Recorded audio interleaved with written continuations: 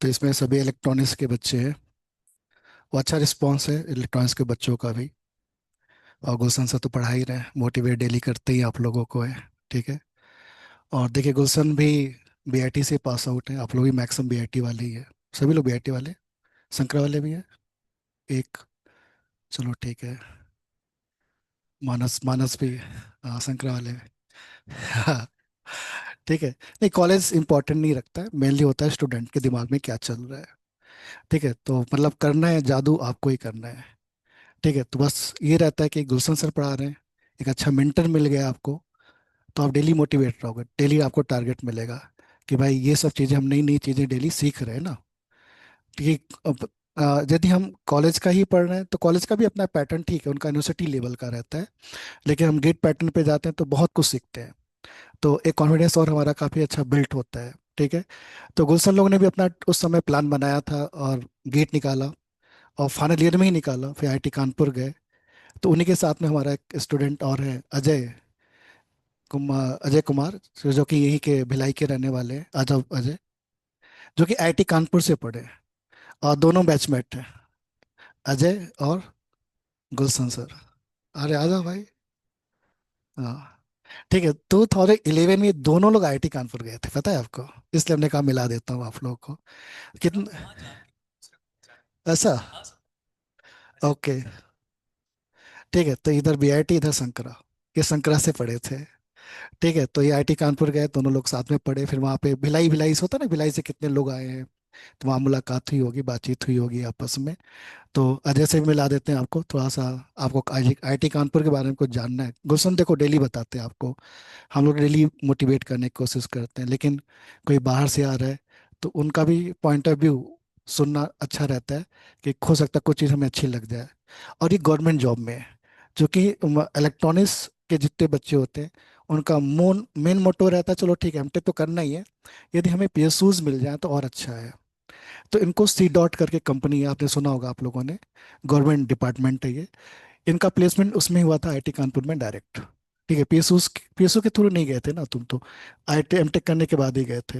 हाँ, तो ये भी फायदा है कि आप आईआईटी पहुंच के, ऐसा नहीं कि आप पीएसयू, एक होता है कि आप डायरेक्टली चले जाओ गेट देखकर। ठीक है, एमटेक करने के बाद भी आप पीएसयू में जा सकते हो, ऐसी कुछ कंपनियां आती हैं जो आपको ले जा सकते हैं गवर्नमेंट डिपार्टमेंट के अंदर में। तो वहाँ पर भी इनका भी दिल्ली में पोस्टिंग है, और इनको भी काफ़ी टाइम हो गया जॉब करते, 2013 से लेके। एमटेक कंप्लीट हो गया था 13 में, और अभी तक वहीं पे सी डॉट के अंदर में है। ठीक है, तो आप मिल लो, बातचीत कर लो। बस हम लोग 1 मिनट और लेंगे, एक फोटो, मानस एक फोटो खींच दो हम लोगों का।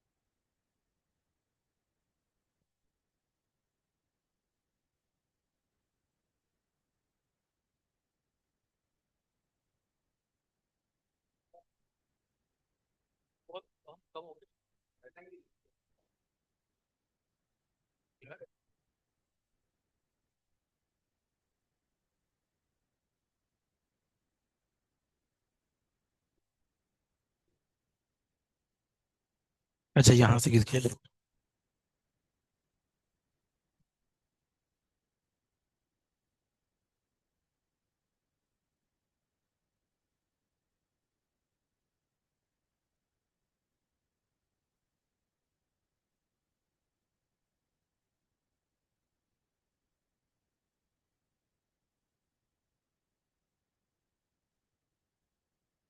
ठीक है, वॉइस क्लियर है? नहीं, ठीक है ना? यहाँ पे। हम्म, ठीक है। ठीक है। तो जैसा कि सर ने बता दिया कि मैंने शंकरा से बीटेक किया था 2010 में। और बीच में मैंने ब्रेक लिया था एक, मतलब ड्रॉप किया था, और उसके बाद मैंने गेट का एग्ज़ाम दे करके आईआईटी कानपुर गया था। और फिर 2013 में एम टेक करने के बाद मैंने सी डॉट पे प्लेसमेंट। सी डॉट जो है ना, टेलीकॉम डिपार्टमेंट की ऑर्गेनाइजेशन है। और सबसे अच्छी बात है कि जैसे आप लोग इलेक्ट्रॉनिक्स वाले हो ना, वहाँ पे कंप्यूटर साइंस प्लस इलेक्ट्रॉनिक्स दोनों के लिए इक्वल अपॉर्चुनिटी है। जो इलेक्ट्रॉनिक्स का जैसा आप लोग जो पढ़ते हो ना, आई डोंट थिंक कि किसी और जैसे प्राइवेट ऑर्गेनाइजेशन में कोई वैसा काम होता है, जैसे जो डिजाइन करते हैं ना, सर्किट डिजाइन, रजिस्टर्स, कैपेसिटर सब लगाते हैं ना, हम रियल लाइफ में वो सब चीजें करते हैं जो आप पढ़। हाँ जैसे मैं, हाँ एलसीपीसी टू एलसीपीसी। तो जो जो पढ़ते, जैसे ऑप्टिकल पढ़ते हो या सिग्नल पढ़ते हो, जो भी चीज़ें पढ़ रहे हो ना, वो वहाँ पे रियल लाइफ में हम यूज़ करते हैं। जैसे और सबसे अच्छी बात ये है, ठीक है। और मेन चीज़ ये है कि जैसे अगर आप लोग आईटी में गेट निकाल लेते हो, ठीक है, तो प्लेसमेंट तो सोचने की जरूरत नहीं है, आप लोगों को सिर्फ मेहनत गेट के लिए करना है। और कहते हैं जैसे गेट निकाल, सिर्फ देखो, गेट हटा दो, गेट भी हटा दो, अगर तुम जो पढ़ रहे हो आज के डेट में, अगर तुमने उसको सही से पढ़ लिया ना, तो सारे एग्जाम्स, चाहे वो पीएसयू के हो, चाहे गेट के हो, चाहे कोई भी एग्जाम, इन फ्यूचर सबके लिए तुम कॉन्फिडेंट, मतलब मेरे जितने यहाँ पे आई गेट में ही कितने 10 गया, 9 से स्टार्ट हुआ ना, तो 9 से ना, 8 9 से स्टार्ट हुआ, मतलब 16 17 साल में इतने सारे लोगों ने अपनी लाइफ सेट की है, मतलब वो इनॉर्मस है। मतलब वो सोचने, मतलब सर ने इतने सालों की लाइफ बनाई है, मतलब बनाई क्या है, सर ने सबको गाइड किया। तो अपने आप को ना पाथ में रखना सबसे ज्यादा इंपॉर्टेंट चीज है, कि जो कहते हैं पढ़ रहे हो उसे फोकस करना, और हिलना मत कभी भी। जैसे देखो हम लोग, मैं बता रहा हूँ, हम लोग भी उसी फेज से गए गुजरे हैं, जैसे आप लोग जिस फेज में हो अभी, ठीक है। उसमें बहुत बार लगता है, डाउट होता है कि यार गेट करना चाहिए नहीं करना चाहिए, हो पाएगा नहीं हो पाएगा। इस तरह के जो डाउट्स होते हैं ना, हमारे माइंड में बहुत आते हैं। तो कोशिश करना है ना, ये सब डाउट को, मतलब कहते हैं हटाते हुए आगे बढ़ना है, ठीक है। और जैसे कि मेन चीज़ है कि आज के डेट में डिस्ट्रैक्शन बहुत बेसिक चीज़ें हैं, ठीक है। चाहे वो मोबाइल का हो, चाहे किसी भी टाइप का डिस्ट्रैक्शन। अगर देखो, ये जो एज होती है ना हमारी, 18 से 25 वाली, इसमें इस एज में अगर हम डिस्ट्रैक्ट होते हैं, तो फिर लाइफ थ्रू आउट डिस्ट्रैक्टेड होती है, ठीक है। तो इस एज को ना, मतलब प्रॉपरली यूज करना चाहिए, ठीक है। और मेहनत अगर करोगे तो वो कभी खराब नहीं जाएगी, कभी भी नहीं। मतलब अगर होता है जैसे कि ना, उसका भी अगर तुम एग्जांपल देखोगे, अगर वो मूवी देखी तुमने एम एस धोनी की, अनटोल्ड स्टोरी, देखिए, उसमें भी उसका एक सीन है ना, वो एम एस धोनी का, कि जब वो एक उसका रणजी में सिलेक्शन हो जाता है, वो फ्लाइट लेने जाता है, उनको किसी वजह से उसको टीम, मतलब उसको इन्फॉर्मेशन नहीं मिलती, फिर फ्लाइट लेने जाता है, वो फ्लाइट मिस हो जाती है उसे, तो डिप्रेस हो जाता है, लगता है कि यार मैंने इस दिन के लिए सब कुछ किया था और यही दिन यहाँ से चला गया। फिर 2003 का वर्ल्ड कप चल रहा होता है, उसके फ्रेंड्स बोलते हैं यार देख, युवराज के साथ खेलता था, अब ये देख यहाँ है तुम नहीं। फिर उसको लगता है कि यार मतलब मैंने जितना भी किया सब वेनिश हो गया, लेकिन नहीं, उसको फिर रिजल्ट मिला और उनसे भी आगे बढ़ा। तो समझ मैं पॉइंट ऑफ व्यू क्या है, मेरा बोलने का मतलब ये है कि जो तुम हार्ड वर्क कर रहे हो ना आज, वो पे ऑफ होगा एट एनी कॉस्ट। तो ये कभी भी माइंड में मत लाना कि नहीं होगा, या हम गलत डायरेक्शन में जा रहे हैं, नहीं, कभी नहीं। बिल्कुल लगे रहो और मेहनत करो। और कुछ पूछना सी डॉट के बारे में, बता सकता हूँ मैं, सी डॉट के बारे में या आईआईटी कानपुर के बारे में। देखो लाइफ जो है ना, आईआईटी भी जाके या किसी भी अच्छी जगह जाकर, प्राइवेट में भी जाओगे तो लाइफ अच्छी रहेगी, ऐसा नहीं कि लाइफ खराब होगी। जो तुम लाइफ यहाँ पे जी रहे हो उससे फार बेटर हो जाएगी, लाइफ तुम्हारी इंप्रूव होगी। मतलब अगर तुम मेहनत कर रहे हो तो लाइफ तुम्हारी इंप्रूव होनी ही है, उसका कोई ऐसा नहीं है कि नहीं होगी, बस मेहनत करना है।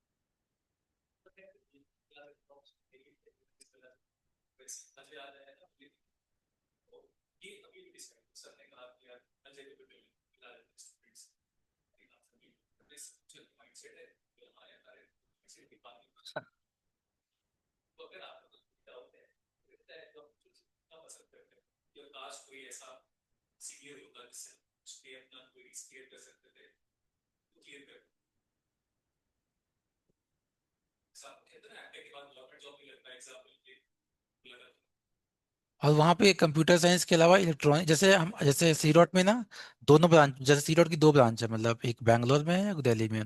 तो बैंगलोर और दिल्ली दोनों जगह पे इलेक्ट्रॉनिक्स का काम अच्छे बहुत बढ़िया होता है, मतलब इस लेवल का जो भी तुम पढ़ रहे हो ना, वो सब कुछ होता है वहाँ, सब कुछ मतलब प्रैक्टिकल करके देखोगे।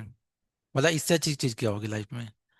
जो जो तो तुम पढ़ रहे हो, जो डिजिटल पढ़ रहे हो, इलेक्ट्रॉनिक्स पढ़ रहे हो, जो क्लॉक पढ़ते हो, जो क्लॉक पढ़ते हैं ना, क्लॉक। अच्छा, पढ़ा होगा ना। क्लॉक पढ़ते हो ना, वो तो जैसे वो हम जैसे हम सिग्नल भेजते हैं तो उसमें बिट एरर भी पढ़ा होगा, बिट एरर। क्या चीज? अच्छा, डिजिटल वगैरह में, डिजिटल में आता हो ना अच्छा, वो नहीं पढ़ा है। अच्छा, तो वो सब हमने रियल लाइफ में देखा है कि भाई बिट एरर क्या होता है और उससे क्या इम्पैक्ट आता है।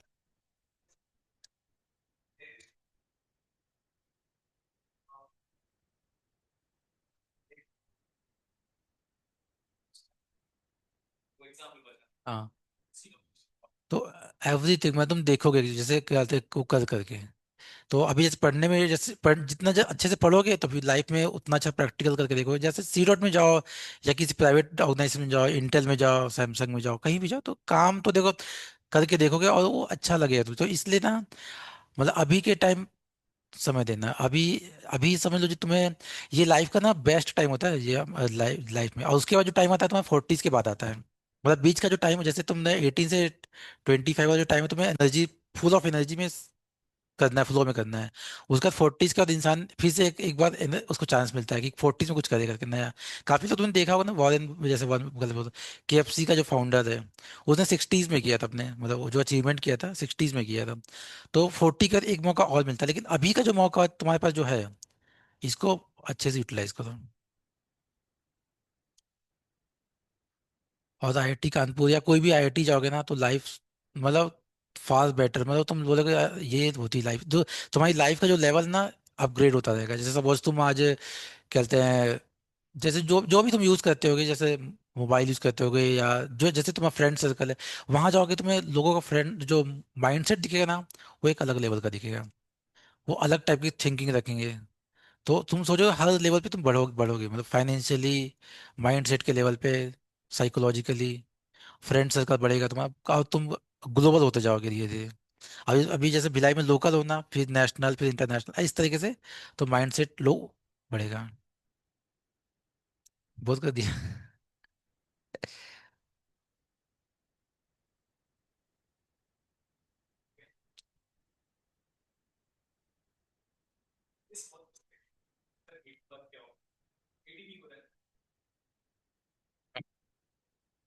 है वो, सब हो जाता है बस। तुम्हें लगे रहना है बस उसमें, और उसमें ना मतलब सेकंड थॉट की जरूरत नहीं है यहाँ पे, मेरे को लगता है। और जैसे जैसे बोलते हैं मोटिवेशन, मोटिवेशन कुछ नहीं होता है अगर तुम खुद से, खुद को सेल्फ टॉक, जैसे देखो, मेरे बोलने से तुम कभी कुछ नहीं कर सकते, ये तो मैं लिख के दे सकता हूँ। अगर तुम खुद को ये बात, जैसे जो मैं बोलता हूँ ना, जो लाइफ चाहिए तुम्हें, ठीक है, अगर तुम खुद से वो नहीं बोलोगे ना, तो कभी अचीव नहीं कर सकते। मैं कितना, गुलशन कितना ही मोटिवेट कर ले, तुम कितने भी मोटिवेशनल वीडियो देख लो, कुछ नहीं होने वाला। अगर तुम खुद खुद को, तुम्हें ये एस्पिरेशन नहीं है ना कुछ करने का, तो मुश्किल है।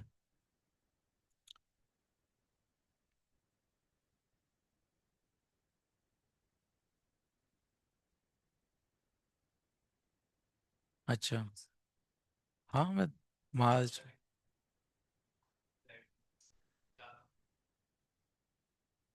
अच्छा, अभी आप लोग कौन से ईयर में, सेकंड, थर्ड? थर्ड ईयर में। अच्छा,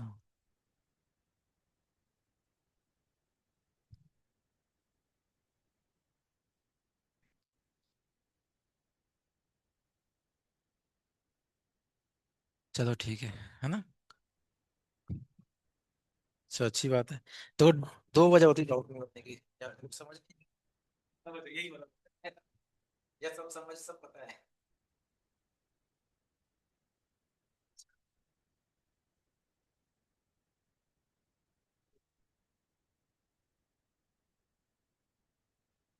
गुड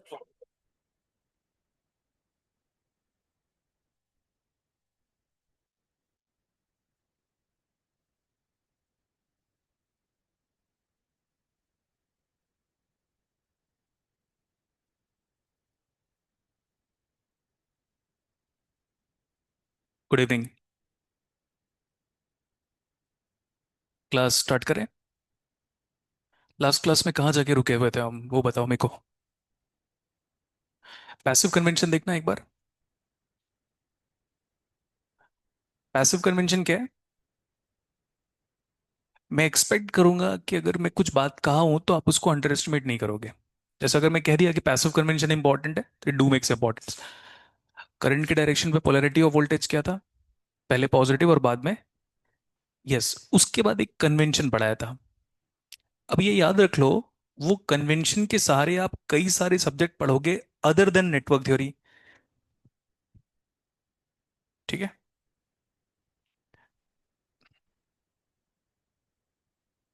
शॉर्ट सर्किट हो गया था।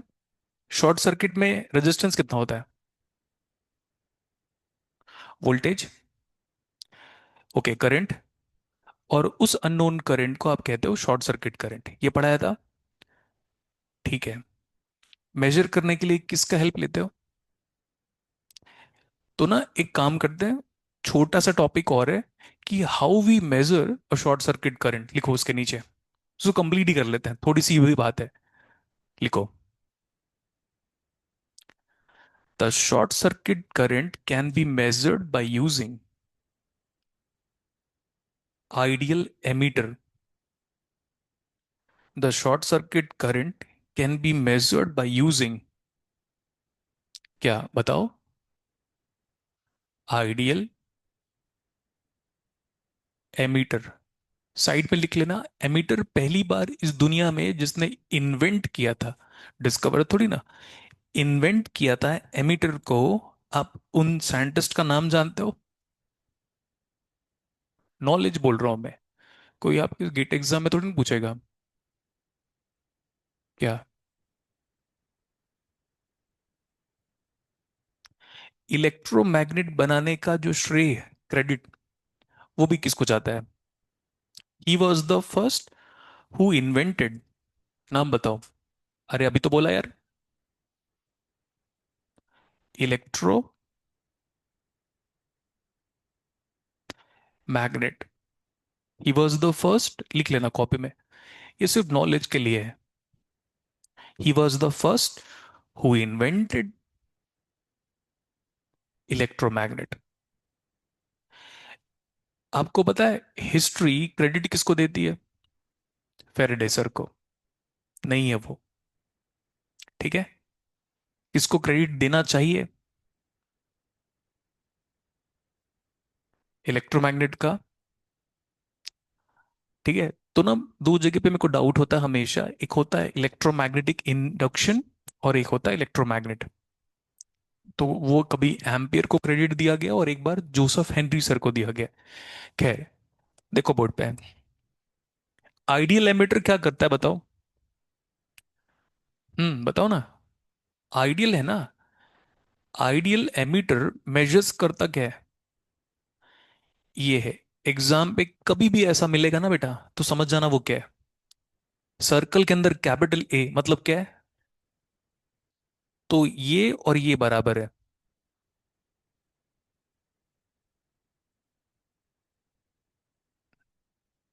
बताओ क्या समझे आप?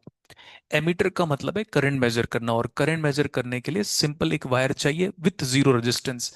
रेजिस्टेंस जीरो दिखाई दिया? कभी कभार आपको ऐसे भी दिखाई देगा, देखना ध्यान से ना। एमीटर है, फाइन।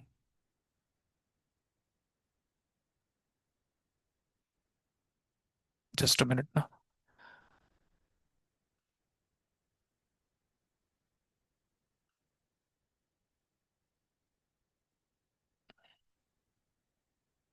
ये देख लो आप, क्या दिखलाई है? इसको हम डिफ्लेक्शन कहते हैं ना। लेकिन ये लगेगा किसमें पता है? जब भी करंट मेजर करना होगा, वो मेजरिंग इंस्ट्रूमेंट सीरीज में लगेगा, तब जाकर आप करंट मेजर कर पाओगे। ये बताओ, ये हमारे लिए इंपॉर्टेंट रोल प्ले करेगा। ये पूरा, ये किसका मॉडल है? Ideal emitter. आइडियल एमिटर और शॉर्ट सर्किट दोनों बराबर है, ध्यान रखना। क्या ये? It is an equivalent circuit of, this is an equivalent circuit of, नाम बताओ। आइडियल, आइडियल एमिटर और शॉर्ट सर्किट वायर। कभी कंफ्यूज मत होना, दोनों क्या होगा? सेम। Start writing.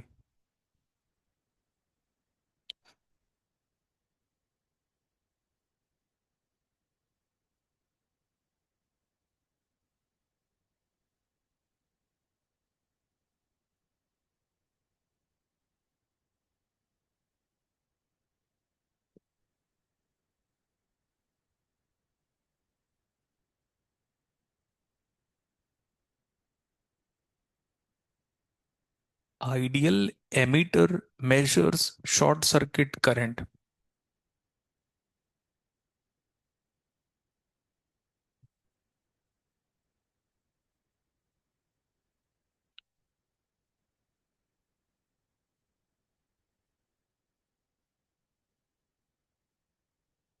लिख लिया इतना?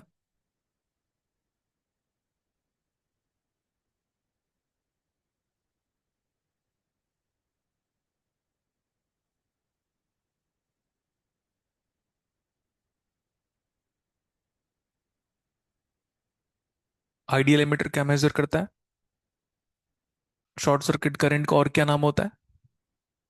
नॉर्टन करंट, साइंटिफिक नेम है उसका। दोनों सेम है, कुछ भी कोई अंतर नहीं है। मतलब हमारे लिए तीन चीज अब सेम होगा पूरे सिलेबस में, कहीं पे भी एक सिंगल लाइन कंसेप्ट कुछ नहीं अल्टर करेगा। अगर मैं कभी कहा नॉर्टन करंट निकालना है, मतलब कौन सा करंट? Short circuit current. और वही एक आइडियल एमिटर का भी करंट है। तीनों क्या होगा सिलेबस में?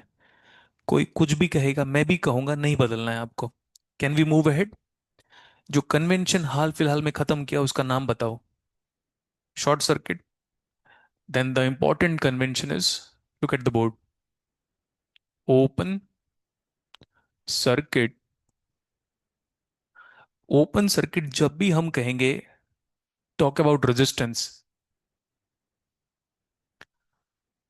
ओपन सर्किट जब भी हम कहेंगे, रेजिस्टेंस कितना होगा? इनफाइनाइट। हाँ, आइडियली कैसा होगा? इनफाइनाइट रेजिस्टेंस कैसे मिलेगा बेटा? आइडियली। वही ओपन सर्किट है। ओम्स लॉ पता है हमको? V equal to RI IR, जो लिखना है लिखो, नो डिफरेंस एट ऑल। समझ में है? अगर टीचर जानबूझ के प्रेशराइज कर रहा है, RI सही है, IR गलत है, गेट लॉस्ट। दोनों लिखा हुआ है बुक्स में, करेक्ट इतना? हिट एंड केमरली में ये लिखा हुआ है, एंड अलेक्जेंडर साडुको में ये लिखा हुआ है। और कोई इतना आसानी से बुक को गलत नहीं साबित कर सकता, मेरे को छोड़कर। हो गया? समझ में आया? हाँ, फिजिक्स का रूल कहता है सारे प्रोपोर्शनलिटी कांस्टेंट को पहले लिखो, बस इतना ही है, इसके सिवा कुछ नहीं है। सब कुछ सही है? देखो इधर पे, अगर आप आई निकालते हो, कितना आ जा रहा है ये? लिमिट, लिमिट लगाना पड़ेगा क्योंकि कोई क्वांटिटी इंफिनिटी की तरफ जा रही है। R approaching towards what? V by R. इतना सही है क्या? आर को इंफिनिटी रखो, आंसर जीरो आएगा, but what is the condition for getting I zero? I है ना? आर कितना है? इंफिनिटी। ऊपर V को एक फाइनाइट वैल्यू होना पड़ेगा। अगर V भी इंफिनिटी हो गया तो infinity by infinity indeterminate form होता है। अगर ये जीरो बाई इंफिनिटी है ना, it's a matter of choice. In near future in calculus we are going to study this one, कि zero by infinity can be a determinate form and it can be an indeterminate form. हो गया? But अभी के लिए हम zero by infinity को zero ले सकते हैं। उसको इनडिटरमिनेट फॉर्म लेना है फ्यूचर में, अभी नहीं। ये बताओ V को क्या ले हम? 5 by infinity, 10 by infinity, 30 by infinity, -2 volt by infinity. That means ऊपर किसका होना जरूरी है? फाइनाइट है, बट क्या ये जानते हो या अननोन है? अननोन होगा।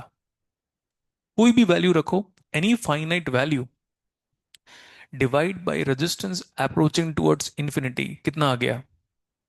जीरो। ओपन सर्किट केस का मतलब रेजिस्टेंस कितना, करंट कितना, और वोल्टेज कितना, अननोन। और अननोन वोल्टेज को मेजर करने के लिए इंजीनियर्स लोगों ने क्या बनाया? हम बाय डिफॉल्ट ना, जब भी हमने करंट मेजर करेंगे, जैसे अब इधर करंट में फ्लो करवाना है मुझे, तो करंट तो मैं खैर बाद में फ्लो कराऊंगा, बट ये ओपन सर्किट है, तो रेजिस्टेंस कितना है? इन्फिनिटी रेजिस्टेंस को ही हम कहते हैं ओपन क्या, सर्किट। इतना क्लियर है? करंट किधर से भी फ्लो कराओ, बट ट्राई करना मेरी क्लास में कभी भी करंट वायर के ऊपर मत फ्लो करवाना। वायर के ऊपर नहीं फ्लो करवाना है। सर आपने इधर से लिया, किधर से भी ले लो, इतना सही है।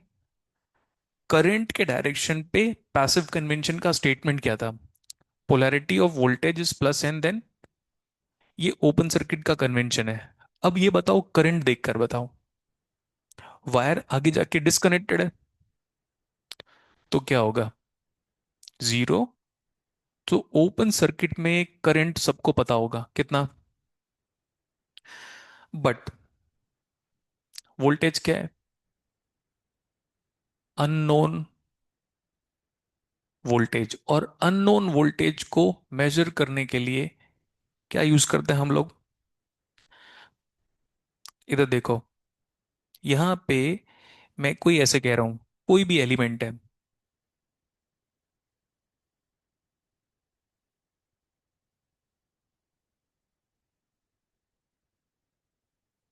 क्या है यहाँ पे? कोई एलिमेंट है। जब मैं कोई एलिमेंट कहता हूं ना, तो अपने दिमाग में कोई एग्जांपल इमेजिन करो। क्या एलिमेंट ले ले हम? हमने आज तक किसी का वोल्टेज मेजर किया है लैब में? किसका मेजर किया है? रेजिस्टेंस का, कैपेसिटर का वोल्टेज मेजर किया होगा, इंडक्टर का वोल्टेज मेजर किया होगा। तो किसी ना किसी एलिमेंट का, या डिवाइस का, या डायोड का, या ट्रांजिस्टर का वोल्टेज मेजर किया है या नहीं किया है? किया है ना? तो वोल्ट मीटर लगाते कहाँ हो? ये वो एलिमेंट है, और इसका वोल्टेज मेरे को मेजर करना है। करंट चाहे जैसा भी फ्लो हो, आप ऐसे लगाते थे, है ना? केयरफुली देख लो, मैं बार बार सब्जेक्ट की इंपॉर्टेंस नहीं बताऊंगा, इंस्टीड बाद में अगर आपको रिग्रेट करना पड़ेगा, अगर नहीं, बाद में आपको रिग्रेट करना पड़ेगा फिर एनालॉग में। ठीक है? आप पूरे सिलेबस में वोल्टेज करंट ही मेजर करोगे आप। तो ये बताओ, ये एलिमेंट है, for a time being I can take this element an example of R L C diode, कुछ भी ले ले, एलईडी भी ले सकते हो, फोटो डायोड भी ले सकते हो, आर एल सी ले सकते हो, वोल्टेज सोर्स ले सकते हो, करंट सोर्स ले सकते हो, कुछ भी ले सकते हो जो हमने पढ़ा है इलेक्ट्रिकल में आज तक।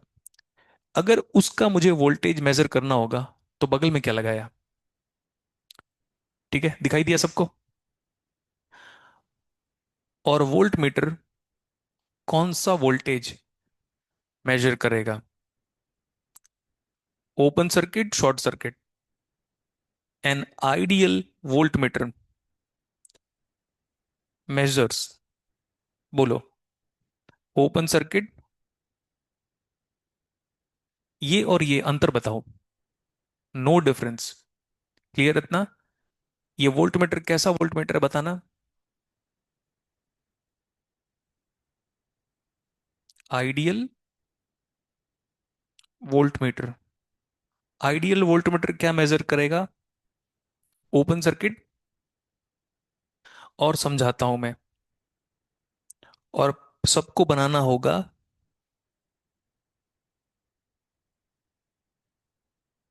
कहाँ गया? ओके, कॉपी हुआ। वेट, अभी लिखना नहीं है आपको, अच्छे से देख लो। Ideal voltmeter measures, complete the sentence. Ideal voltmeter measures, बेटा ये आर नहीं दिया है ना, एलिमेंट गिवन है, क्योंकि वो डायोड हो सकता है, रजिस्टर, कैपेसिटर, इंडक्टर। अभी ना एलिमेंट जब भी बोलूंगा ना, तीन ही एलिमेंट इमेजिन करना, क्या क्या? R L C. इसके सिवा जब पढ़ाएंगे आगे, तो आप बोल सकते हो सर मैं तो सोलर सेल भी ले रहा हूं, तो मैं इनकार नहीं करूंगा उस केस में, क्योंकि वो भी मुझे आता है। समझ में आया? अब आपको बताना है इन सब में, देखो इधर देखना, ये वी लिखें या ये वी लिखें, ये भी क्लियर कर लो अभी। दोनों में से कौन सा वी लिखें? ये वी मतलब साफ साफ कहना चाह रहा है डीसी ही है 100%, बट क्या डीसी ही वोल्टेज होगा? तो बेहतर है हम इन सब चिंताओं से फ्री रहें और ये वाला भी लिखें। अब एसी हो, डीसी हो, इंस्टेंटेनियस हो, तो कौन सा वी प्रेफर करोगे throughout the syllabus? Small V as a function of, बेटा ये वी लिखने का मतलब ही समझ लो आप, ये वी और ये वी दोनों का मतलब एक ही है। सर एसी है, हाँ। सर डीसी है, हाँ। सर एसी डीसी है, हाँ। सर इंस्टेंटेनियस है, तो आप एक ही रिप्रेजेंटेशन रखो ना। फाइन। ये बताओ, इसमें इसमें इसमें क्या अंतर है? ये आइडियल वोल्ट मीटर है। Ideal voltmeter measures open circuit voltage, है ना? आइडियल है ना बेटा? ये और ये तो ओपन सर्किट ही है, ये ओपन सर्किट वोल्टेज है ना? और ये बोल रहा है कि ये एक एलिमेंट है मेजरिंग, माई मिस्टेक, एलिमेंट नहीं, ये है मेजरिंग डिवाइस। किस में लगा है? शंट में ना। शंट में लगने की वजह से आप क्या मेजर करोगे? वोल्टेज। अगर यही सीरीज में लगा होता तो? Start writing. तीनों बनाना है बेटा figure. And mark my words, network theory पुराना वाला और नया वाला 30% अलग करूंगा मैं। न्यूमरिकल एज इट इज रहेगा, कंसेप्ट इंप्रूव करेंगे हम।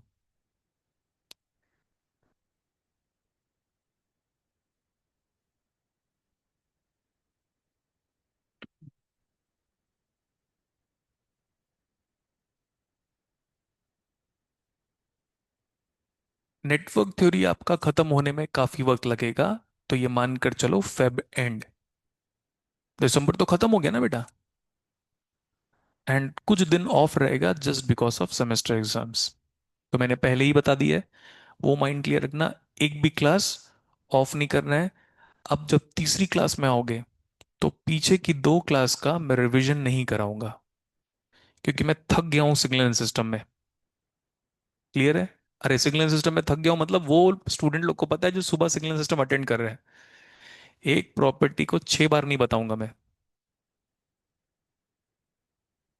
बल्कि हम उससे न्यूमेरिकल सॉल्व करना पसंद करेंगे। एंड एक और चीज है, ये सब्जेक्ट खत्म होने का मतलब 10% वेटेज गेट एग्जाम का हो गया।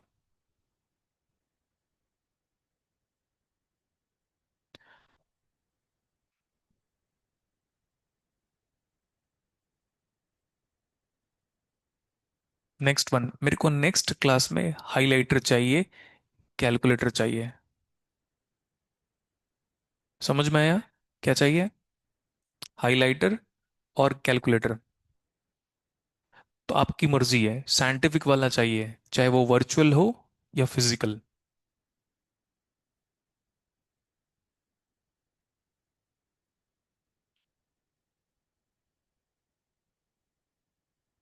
सर क्लास कम लग रही है, ये सब नहीं चाहिए मुझे, ठीक है?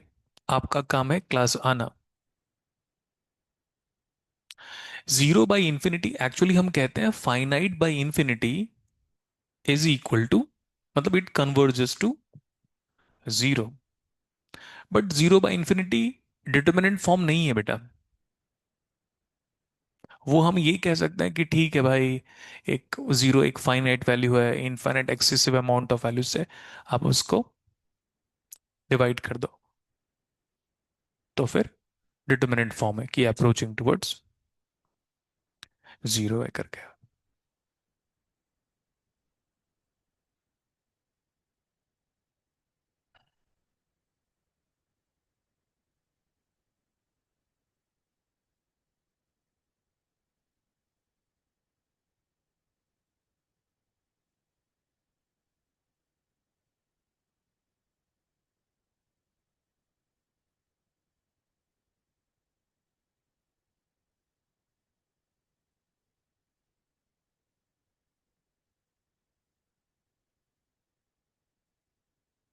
जल्दी लिखना।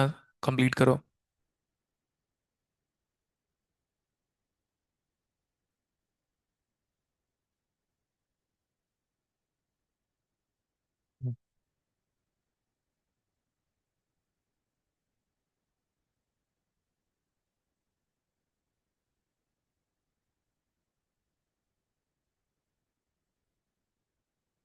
हो गया। लिखो, ideal voltmeter measures open circuit voltage. Ideal voltmeter measures open circuit voltage।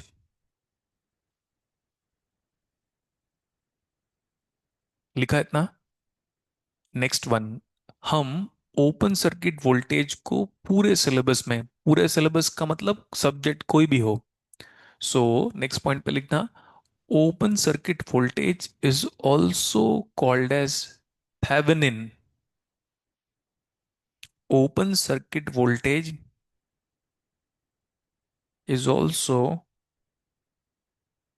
Called as Thevenin voltage.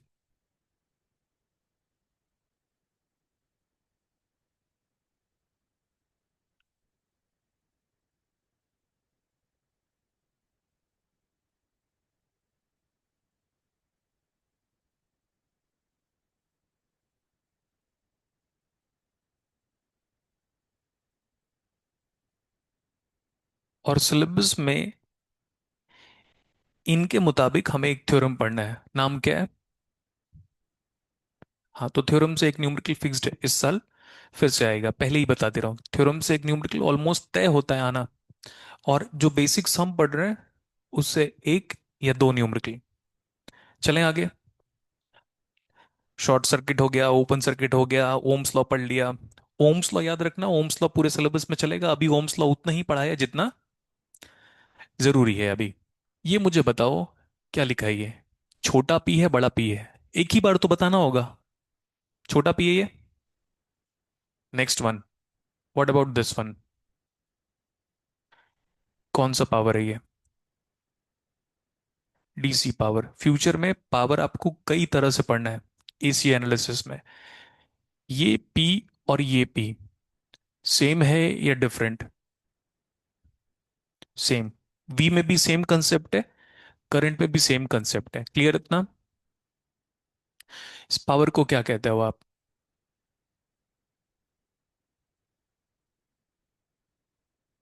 Instantaneous power. अब क्लियर है? पावर का एक बार फॉर्मूला डिराइव कर लेते हैं। पावर का फॉर्मूला बताओ, स्कूल लाइफ का, 10th क्लास। हाँ, एनर्जी अपॉन, तो रेट ऑफ डूइंग वर्क, कार्य कितनी तेजी से हो रहा है, इसको क्या बोलते हैं हम? With respect to time. तो रेट ऑफ डूइंग वर्क है, तो मैं क्यों लिख रहा हूं टाइम? अब सही है इतना? मतलब रेट ऑफ डूइंग वर्क मतलब, हाँ, तो वर्क मतलब ये लिखा है, डिवाइड बाई डब्ल्यू को क्यू से डिवाइड करो। क्यू का नाम बताओ। और मल्टीप्लाई किया, फिर क्या किया? डिवाइड किया। इसका नाम बताओ, school life. Voltage is defined as work done per unit charge, या टीईएसटी टेस्ट चार्ज, और ये क्या होता है? Current. So my instantaneous power, या पावर जो कहने कह दो, इंग्लिश नहीं है यहाँ पे हमारा, ठीक है। Power is given by V into, ये सिलेबस में याद रखना, वी स्केलर क्वांटिटी है या वेक्टर? बेसिक ही चलेगा बेटा, 10 क्लास बेसिक ही चलेगा, ठीक है। Stop writing. ये मुझे बताओ, वोल्टेज स्केलर क्वांटिटी है या वेक्टर? ये पोटेंशियल कह ले। पोटेंशियल नहीं, पोटेंशियल गलत वर्ड है। हमारे मुताबिक, बुक के मुताबिक पोटेंशियल नहीं कहोगे, पोटेंशियल डिफरेंस कहोगे। कोई कहेगा इलेक्ट्रिक पोटेंशियल डिफरेंस सेम है। हो गया। वोल्टेज कह लो, वोल्टेज और पोटेंशियल डिफरेंस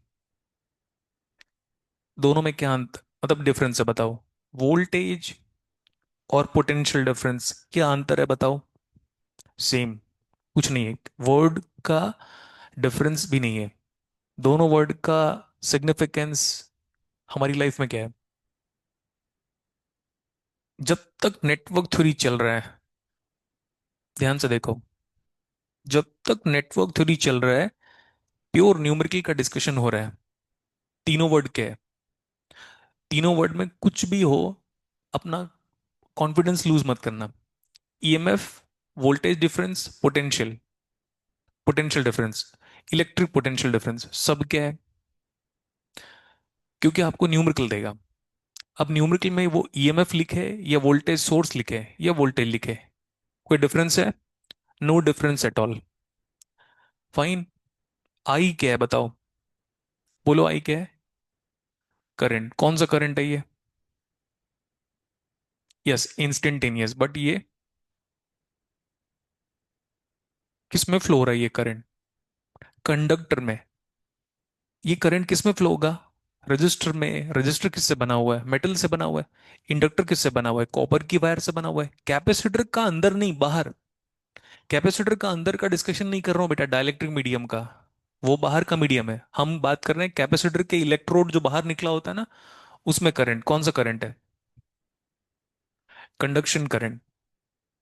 हो गया। ये वाला वर्ड ना भूल जाओ अभी। अब ये याद रखो, क्या नाम है जरा बताना इसका? कन्वेंशनल करंट, ये नाम प्रेफर करेंगे हम।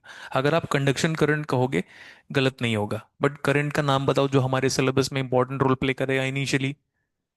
बाद में फिर हम जो पढ़ेंगे वो पढ़ेंगे डिस्प्लेसमेंट करंट। कंडक्शन करंट हो गया, और डिस्प्लेसमेंट करंट और भी होता है। कन्वेक्शन करंट शायद वो सिलेबस में नहीं है, मुझे लग रहा है डिस्प्लेसमेंट करंट है और दूसरा कंडक्शन करंट है। कहाँ से आया ये वर्ड कंडक्शन? कंडक्टर में फ्लो हो रहा है, वायर में करंट अगर फ्लो हो रहा है तो कौन सा करंट है? नेक्स्ट वन, ये स्केलर क्वांटिटी है या वेक्टर? ये स्केलर क्वांटिटी है या वेक्टर? कितना टाइम लगाओगे? पोटेंशियल स्केलर, वोल्टेज का पोलैरिटी होता है, डायरेक्शन थोड़ी ना होता है। करंट के बारे में बताओ। हाँ, स्केलर, स्केलर पावर भी क्या है? करंट को क्या कहेंगे हम? करंट में डायरेक्शन होता है, but that direction is of no use in real life. Current कैसा क्वांटिटी है? बार बार क्यों लिख रहे हैं?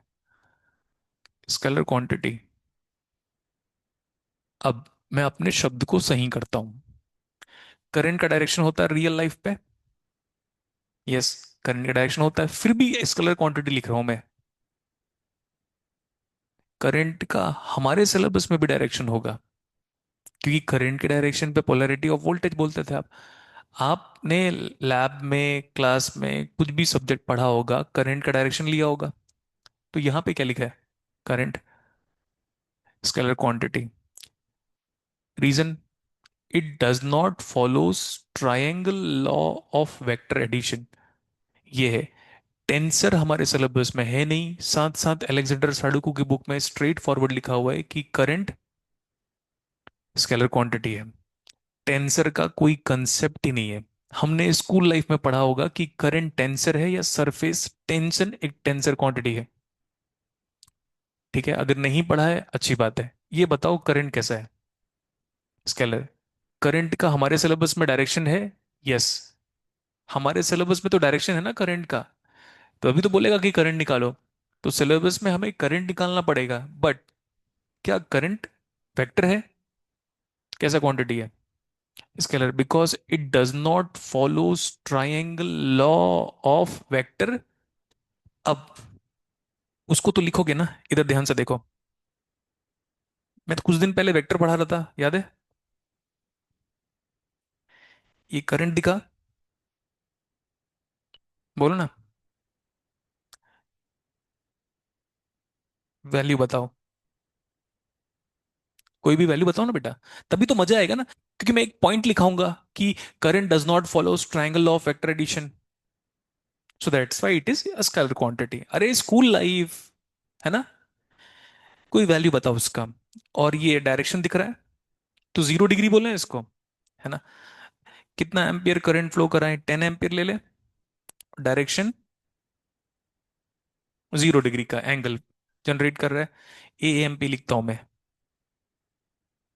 चलें आगे, क्या पढ़ रहे हैं हम।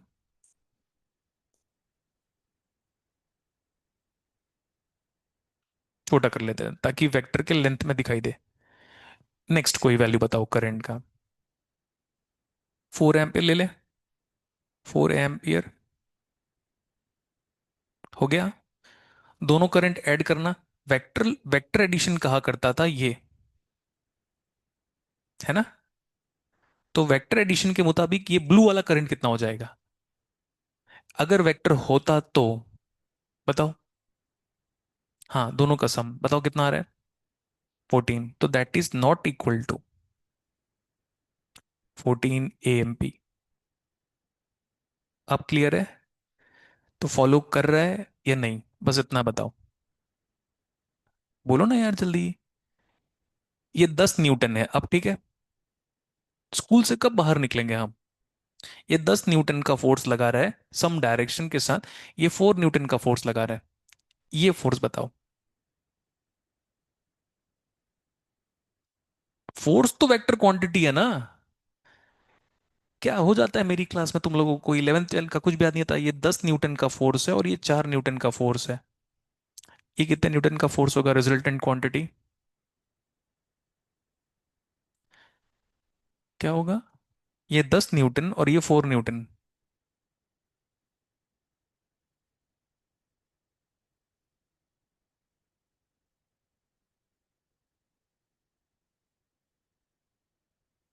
To AB cos theta, yes. जितना अभी डिस्कशन चल रहा था कंक्लूड हो गया अभी। रिजल्टेंट का square is equal to A vector का, तो नहीं लिख रहे हम, प्लस बी वेक्टर का स्क्वायर, प्लस 2AB क्या, cos theta. Fine.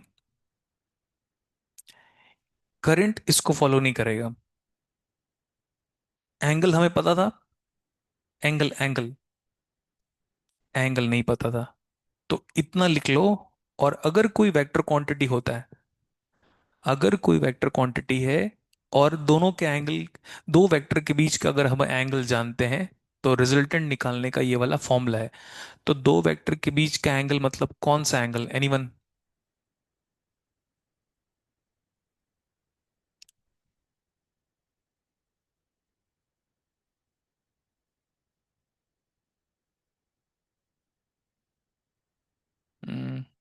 Fine, colour change कर। ये दिखा, बोलो ना जल्दी। इसको मिटा नहीं रहा हूं ना मैं, ओवरलैप हो गया तो समझ जाना। ग्रीन वेक्टर में और वाइट वेक्टर में जो एंगल दिखाई दे रहा है उसी को हम क्या कहते हैं,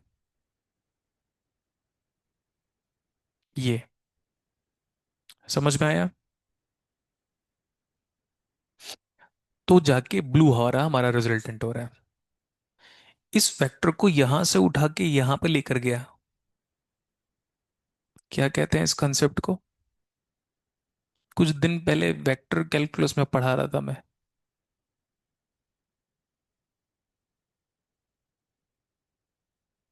कौन पढ़ा था। बताओ बेटा, वेक्टर कैलकुलस आए थे।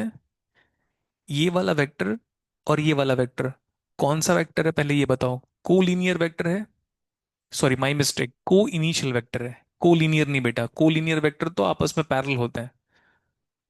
ये ग्रीन वाला वेक्टर डॉटेड लाइन पे और ये व्हाइट वाला वेक्टर बोल्ड लाइन पे, दोनों वेक्टर का ओरिजिन पॉइंट क्या है। हालांकि वो दोनों कहीं और लाई करते थे, फिर ड्रैग करके लेकर आ गए यहाँ पे। इस वेक्टर को इक्विवेलेंटली मैं यहां पे शिफ्ट कर दे रहा हूं। इस कंसेप्ट को क्या कहा जाता है? Triangle law of vector addition या parallelogram law of vector addition? ये ब्लू और वाइट और ऑरेंज मिलाकर क्या बन रहा है? Triangle law of vector addition. So A vector plus B vector is equal to C vector. यही तो पढ़ते थे ना हम लोग। इन सब कोई वेक्टर की किसी भी प्रॉपर्टी को फॉलो नहीं करेगा, कौन बताओ? Current. So current never follows triangle या parallelogram law of vector addition. इतना ध्यान रखो, जब वेक्टर पढ़ेंगे तब देख लेंगे। लिखो इतना, अच्छे से देख लो बेटा। वहां पे साइड में लिख लेना आप कि सर यहाँ पे हमको ये समझा रहे थे कि हम कितना भी एफर्ट्स अप्लाई करें, we can not apply, we cannot apply triangle और parallelogram law of vector addition for a current. ये है, जितना भी डिस्कशन चला, सही हो गलत हो वो क्या होगा, तो हम तो वेक्टर में पढ़ेंगे ना भाई। हम तो उसको वेक्टर में पढ़ना ही है।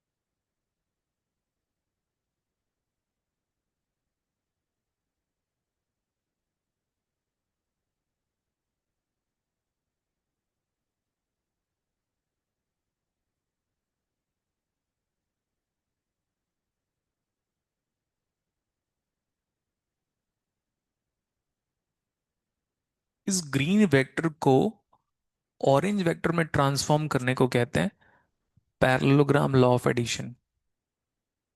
क्योंकि वो पैरेललोग्राम बन रहा है, ध्यान से देखना। ऊपर एक लाइन खींच दें तो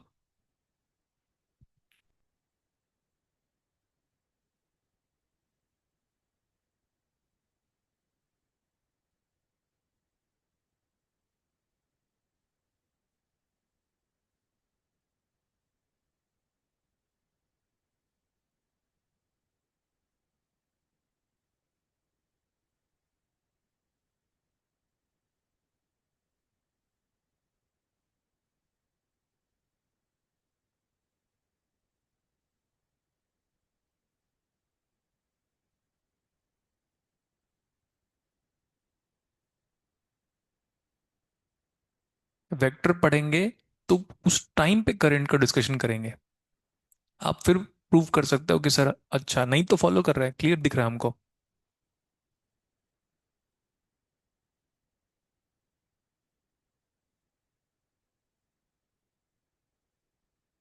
ये हो गया। ये फॉर्मूला इंपॉर्टेंट है आपके सिलेबस में। रिजल्टेंट वेक्टर का स्क्वायर इज इक्वल टू कितना लिखा हुआ है? ए वेक्टर का स्क्वायर प्लस बी वेक्टर का square plus 2ab cos theta. हो गया इतना। उसमें थीटा क्या है? Angle between that two vector. लिखना कंप्लीट हो गया। ये फॉर्मूला याद रहेगा आपको? Tell me the name of this formula.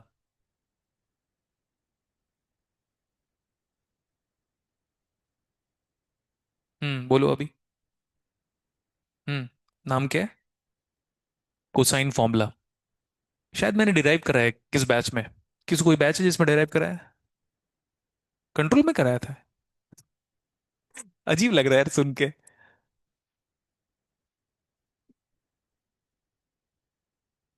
मुझे याद नहीं है लेकिन मैंने डिराइव कराया उधर की क्लास में। एंगल निकालने के लिए कराया था, ठीक है। तो ना, अभी इसके अंदर डेप्थ में नहीं जाना है बेटा। जब वेक्टर कैलकुलस चलेगा तो टॉपिक हो जाएगा। अब जानते नहीं है डेप्थ इनसाइड, तो क्यों करें हम। समझ में आया? अगर मान लो मैं ना जानबूझ के गलती भी कर लिया ना, तो आप डिटेक्ट नहीं कर पाओगे। बस ये फॉर्मूला दिमाग में रखना कि सर हाँ, ये फॉर्मूला डिराइव करेंगे, इसका नाम कोसाइन फॉर्मूला है, वेक्टर कैलकुलस पढ़ेंगे तब, और डिराइव भी कराया था। फाइन। आ गया सबको? Look at the board now.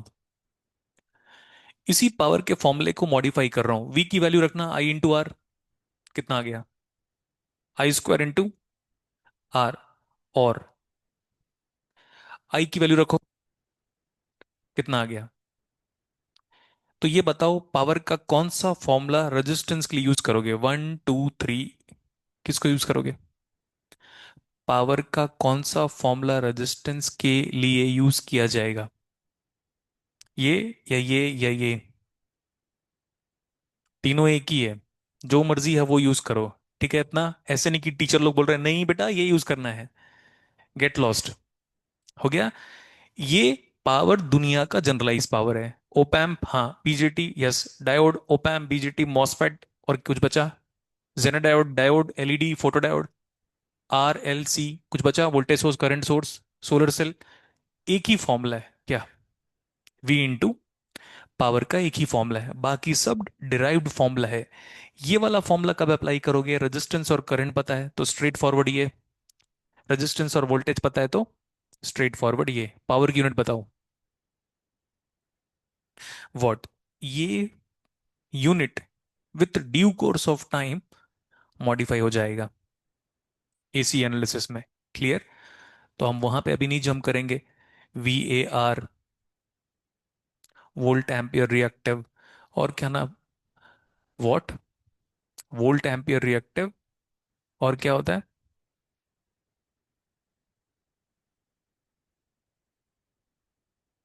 भूल रहा हूं मैं भी। कॉम्प्लेक्स पावर होगा, एपरेंट पावर होगा, रियल पावर होगा। ठीक है, जब पढ़ाते पढ़ाते उसको याद हो जाएगा। अभी हमारे लिए ये बताओ पावर का यूनिट क्या होगा? वॉट। चलें आगे। पावर का डेफिनेशन क्या था? Rate of doing. तो मतलब work done per unit time, है ना? कितना आया था थोड़ी देर पहले? ये बताओ। आई स्क्वायर इंटू, बोलो जल्दी बेटा, वर्क बताओ कितना आया। क्रॉस मल्टीप्लाई करो टाइम को। I square into R T. School life याद करो। क्या नाम है इसका? क्या तो था? नाम बहुत इंपॉर्टेंट हो जाता है, मैं भी इतना सब्जेक्ट पढ़ा पढ़ा के भूल भी जाता हूँ। ये नहीं, पीछे वाला पावर की बात कर रहा हूँ। इसका नाम है James Prescott Joules. James,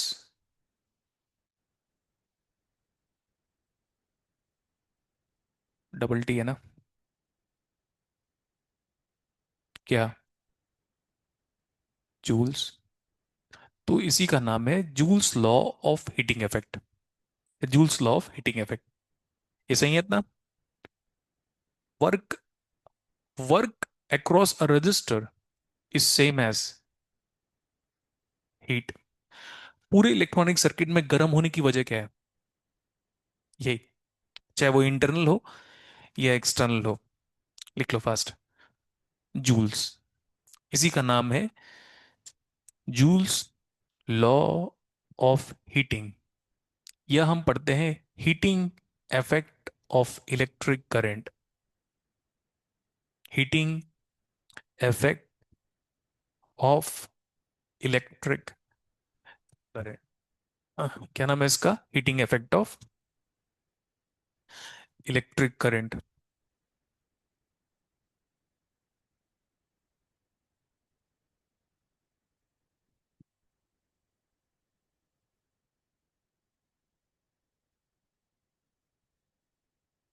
work done across a register का मतलब क्या हुआ बताओ? Heat. Work done across a register. ठीक है इतना? कभी आप सुनोगे कि यार इस रजिस्टर को चार्ज किया हमने, कैपेसिटर को चार्ज किया हमने, ये सुनते हैं? इंडक्टर को चार्ज किया हमने, सुनते हैं? हमने ये कब सुना कि हमने रजिस्टर को चार्ज किया? तो work done across a register का मतलब ही क्या है थर्मोडायनेमिक्स के मुताबिक? हीट। हो गया इतना। Let's move ahead.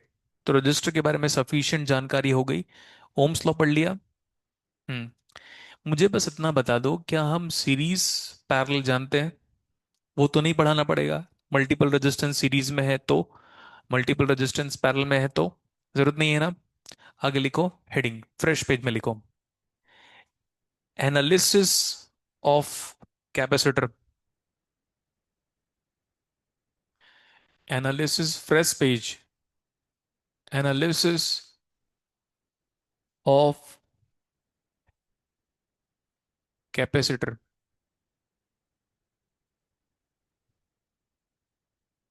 ग्रेजुअली हम चीजों को मॉडिफाई करते रहेंगे। बोर्ड पे देखो अभी, दो सिंबल ध्यान रख देना, उसके आगे तो फिर मतलब नहीं है। आपके एग्जाम में हर कैपेसिटर का सिग्निफिकेंस यही है। बोर्ड पे देखो, दो पैरेलल लाइन है, क्या नाम है इसका? कैपेसिटर। आइडियल लिखे, ठीक लगेगा। आइडियल है नॉन पोलराइज्ड।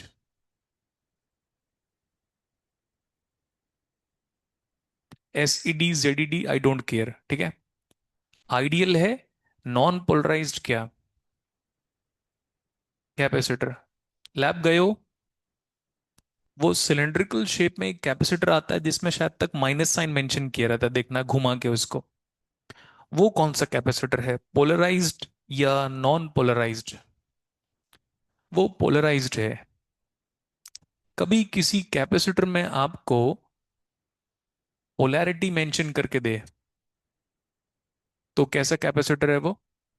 और ना ये हल्का कर्व है, बहुत ज्यादा कर्व नहीं दिखाई देगा, बट क्या आपको कर्व दिखाई दे रहा है? बस कर्व दिखाई दिया तो समझ जाना। अरे, कैसा कैपेसिटर है ये, देख कर तो बताओ। एक और कैपेसिटर दिखाई देगा, मैं बस सिंबल से आपको फैमिलियर करा रहा हूं। वो कैपेसिटर में क्या करेगा पता है? सिर्फ इतना किया रहेगा। और अभी इसको 10 बार बैठकर थोड़ी ना पढ़ेंगे हम। हमारे सिलेबस में सब क्या है? आपको ना पहली बार जब मैं उसको देखा था ना, UGC नेट में बोल रहा हूं मैं, तो मुझे लगा था टाइपिंग एरर है, हालांकि हमें नहीं फर्क पड़ता, ये मेरा पहला ख्याल था। है ना, इंस्टिंक्ट थॉट जिसको हम कहते हैं ना, इंस्टिंक्ट थॉट। मुझे लगा कि यार ना माइनस साइन भूल गया होगा। खैर, क्या मतलब है, समझ में आया? नहीं, पूरा है वो अपने आप में। आ, क्या है, UK बोलते हैं क्या हम लोग, यूनाइटेड किंगडम। हाँ। Those professors are following that two representation, polarize capacitor. हमें तीनों कैपेसिटर से क्या अलग अलग जानकारी मिल रही है? कुछ भी नहीं। तीनों कैपेसिटर क्या है, फ्यूचर में कभी भी डाउट नहीं आना चाहिए। समझ में आया? तीनों कैपेसिटर क्या है। एंड द बेस्ट पार्ट, कभी कुछ कैपेसिटर अलग आएगा ही नहीं, कुछ भी दे कैपेसिटर, कंसेप्ट फॉर्मूला सब कुछ क्या रहेगा। बट ये दोनों कैपेसिटर आइडियल तो है, यस ऑफ कोर्स, बट कैसे? Non polarized. नॉन, नॉन पूरा बोलो बेटा। नॉन पोलराइज्ड क्या? आगे देखो आप, सब आइडियल है, बोलो ना। नेक्स्ट वन, तो एक नॉन आइडियल देख लेते हैं। एग्जाम पे नॉन आइडियल कैपेसिटर का न्यूमेरिकल नहीं आया है, but can we talk about it? इधर देखना, यहां पे एक रेजिस्टेंस मिलेगा जो कि हाई होना चाहिए, लो होगा तो कैपेसिटर एकदम खराब है, अच्छा कैपेसिटर नहीं है। तो ये क्या होगा, हाई लिख देता हूं। एंड मार्क माई वर्ड्स, पूरे सिलेबस में अगर शंट में रेजिस्टेंस है, दोनों शंट में है, शंट मतलब पैरेलल, शंट मतलब टेक्निकल वर्ड, पैरेलल मतलब आम जिंदगी, दोनों क्या है आपस में, शंट वाला रेजिस्टेंस ज्यादा हो तो अच्छा है। हाई है ये, व्हाट इज दिस, इसका नाम बताओ। नहीं, नाम नाम पूछा था मैंने। रेजिस्टेंस, नाम रेजिस्टेंस है, नाम, नाम तो रेजिस्टेंस है, वो तो सबको पता है।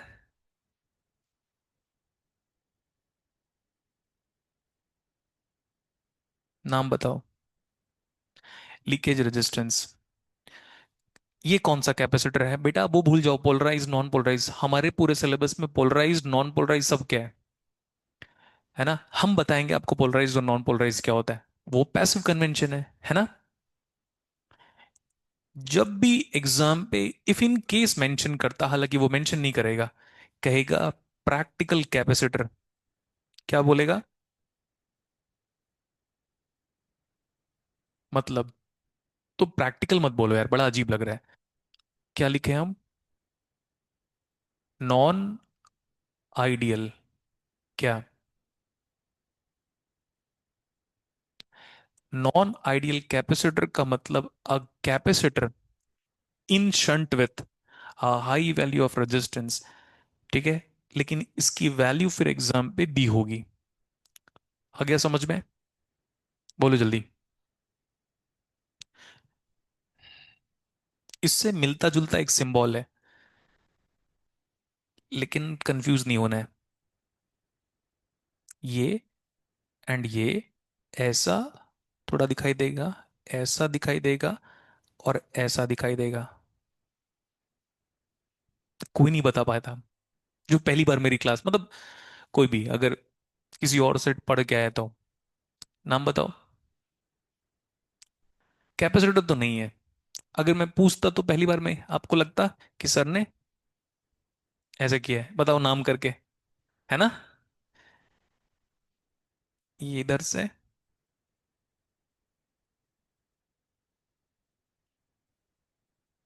पूछा ही हो जा रहा है भाई, ऐसा नहीं हो रहा ना, चल छोड़ो, मैं ठीक से कर देता हूँ उसको।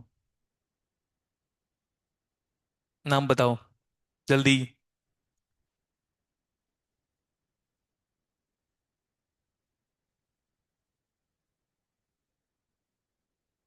हो गया।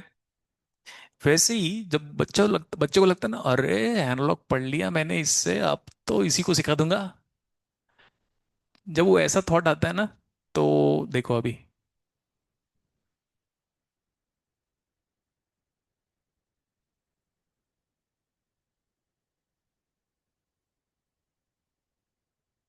तब मैं बीजेटी ऐसे बना देता हूँ। नाम बताओ बीजेटी का।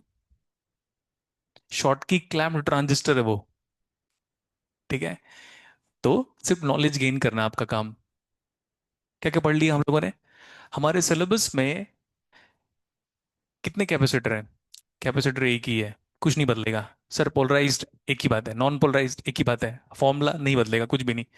बस ये है, इस बात का ध्यान देना पड़ेगा कि मान लो एग्जाम पे कैपेसिटर को पहले से बता रहा है कि capacitor with a leakage resistance, और एल्स बोल रहा है capacitor with a shunt resistance, और एल्स कह रहा है नॉन आइडियल कैपेसिटर, तो ये वाला मॉडल बनाना है। हो गया, स्टार्ट राइटिंग।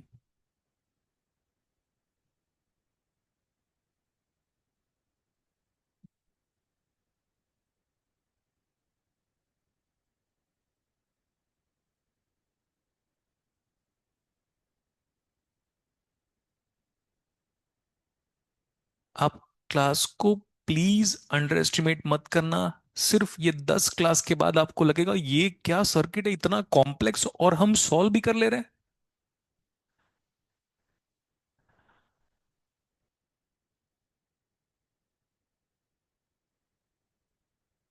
एंड आपका एक होमवर्क दिया था मैंने आपको, ध्यान में नहीं है, मैंने ये कहा था एनसीईआरटी का first order linear differential equation, एक हफ्ते ले लो, एक हफ्ते का टाइम इनफ है, इसी में वो सॉल्व होना चाहिए। 3 4 क्वेश्चन पकड़ लो, सॉल्व कर लो, बाकी मैं क्लास में खुद ही कराऊंगा फिर।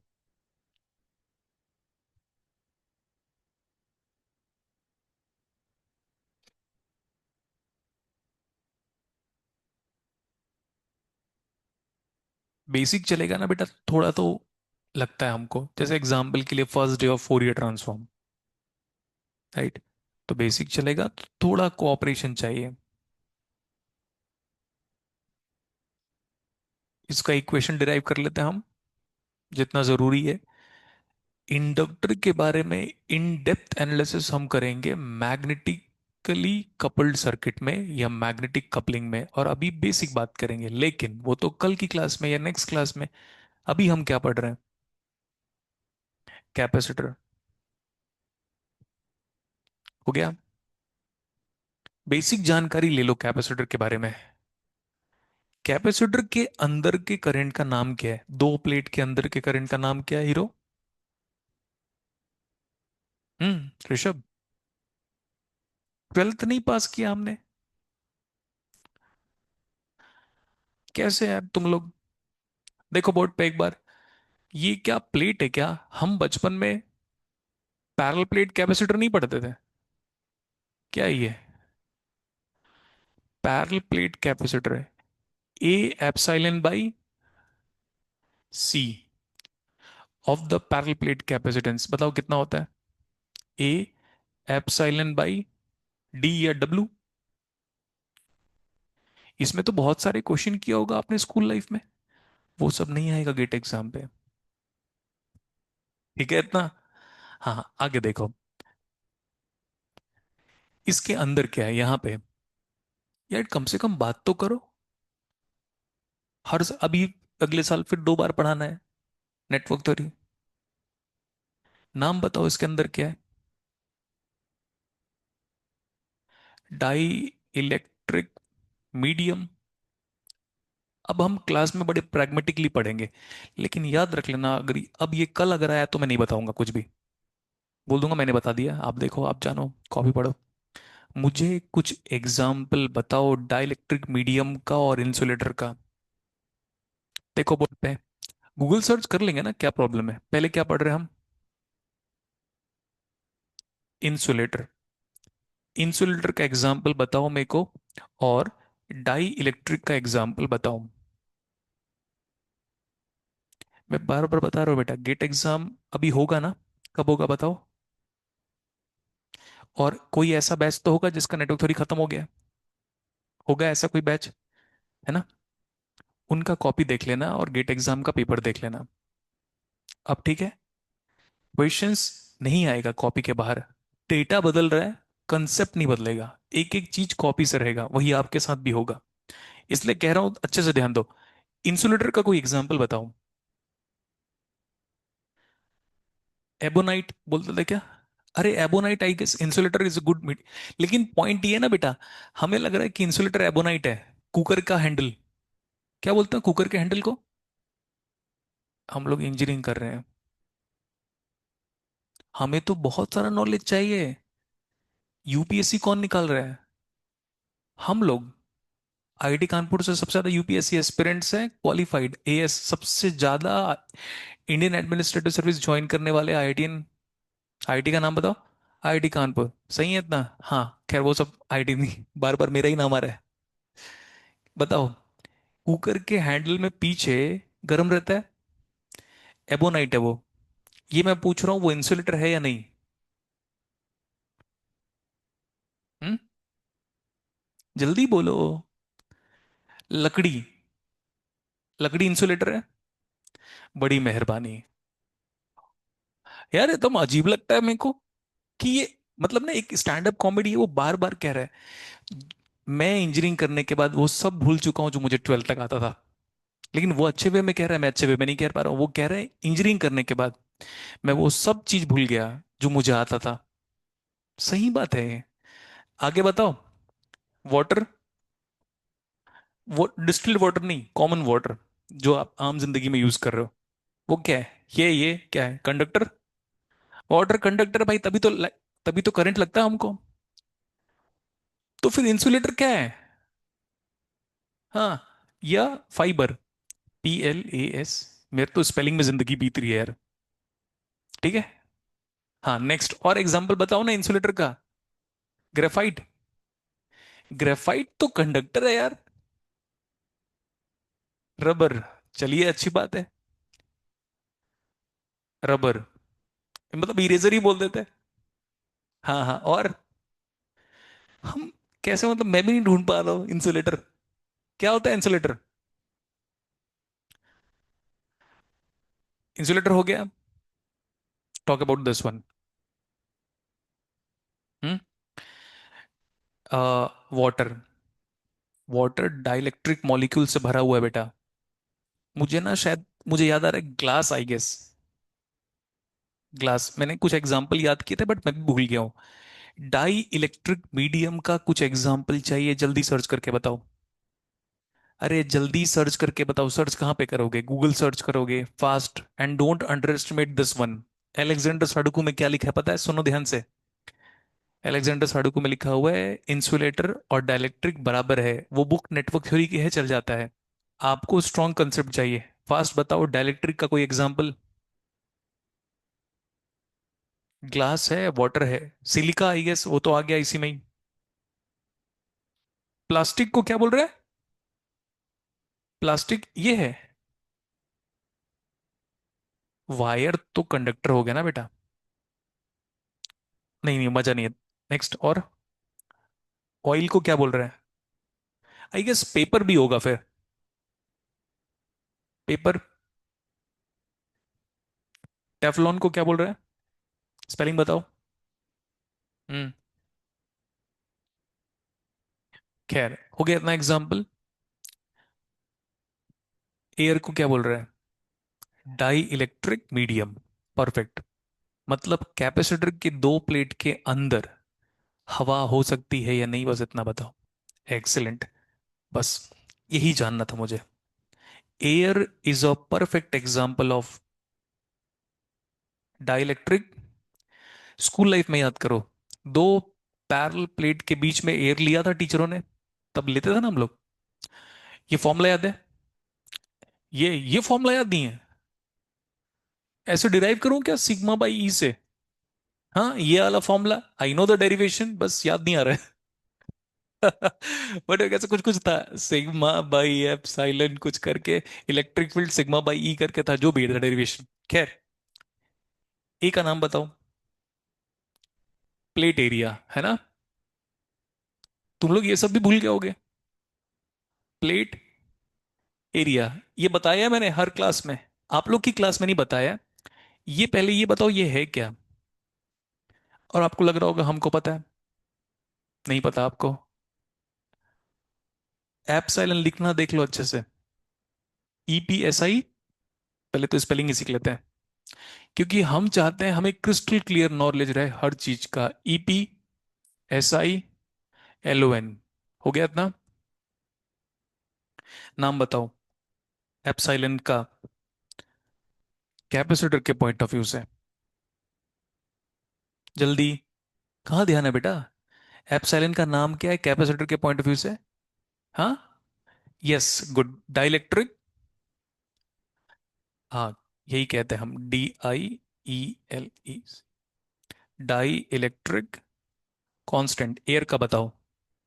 जानकारी तो मिलेगी ही मिलेगी।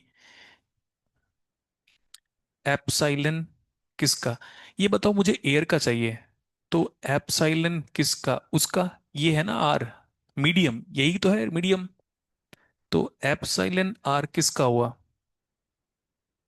एयर। कितना होता है ये? 1। लाइक वाइज कुछ याद करो ये। म्यू आर, मैग्नेटिक परमेबिलिटी, ये तो पढ़ा होगा ना?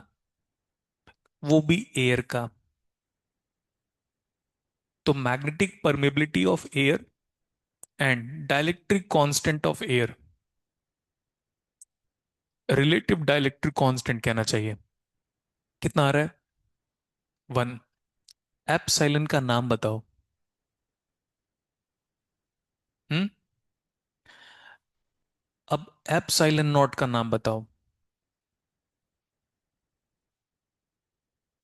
एब्सोल्यूट डाइलेक्ट्रिक कांस्टेंट या तो परमिटिविटी।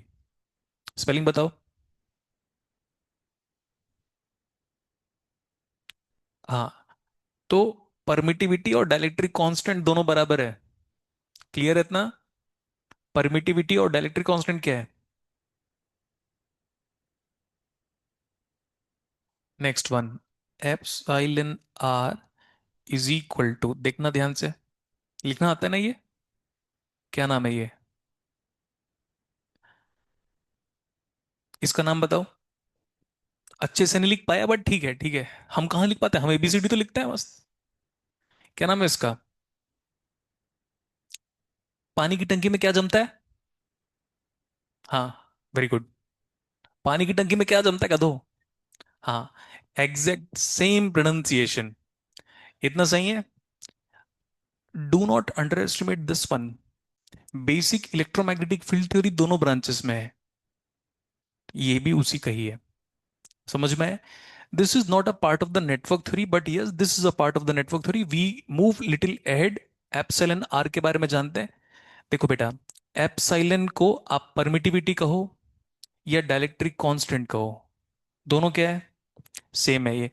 ये बताओ एप्सिलॉन आर का एग्जैक्ट नाम क्या है? Relative dielectric constant. Relative क्यों आ रहा है पता है? क्योंकि एप्सिलॉन आर निकालोगे तो एप्सिलॉन बाई एप्सिलॉन नॉट आ रहा है, और एप्सिलॉन नॉट क्या है? Absolute permittivity. अब मुझे उसकी वैल्यू बताओ।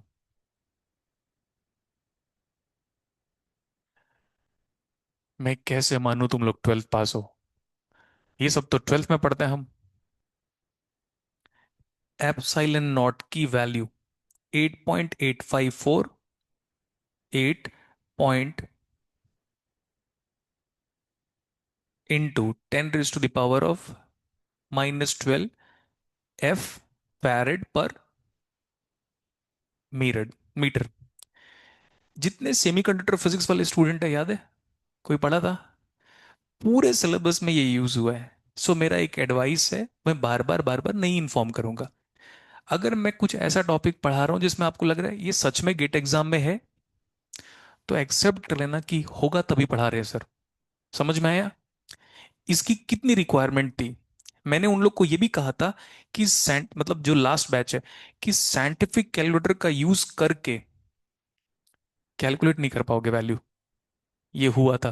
कोई प्रूफ है उस बात का?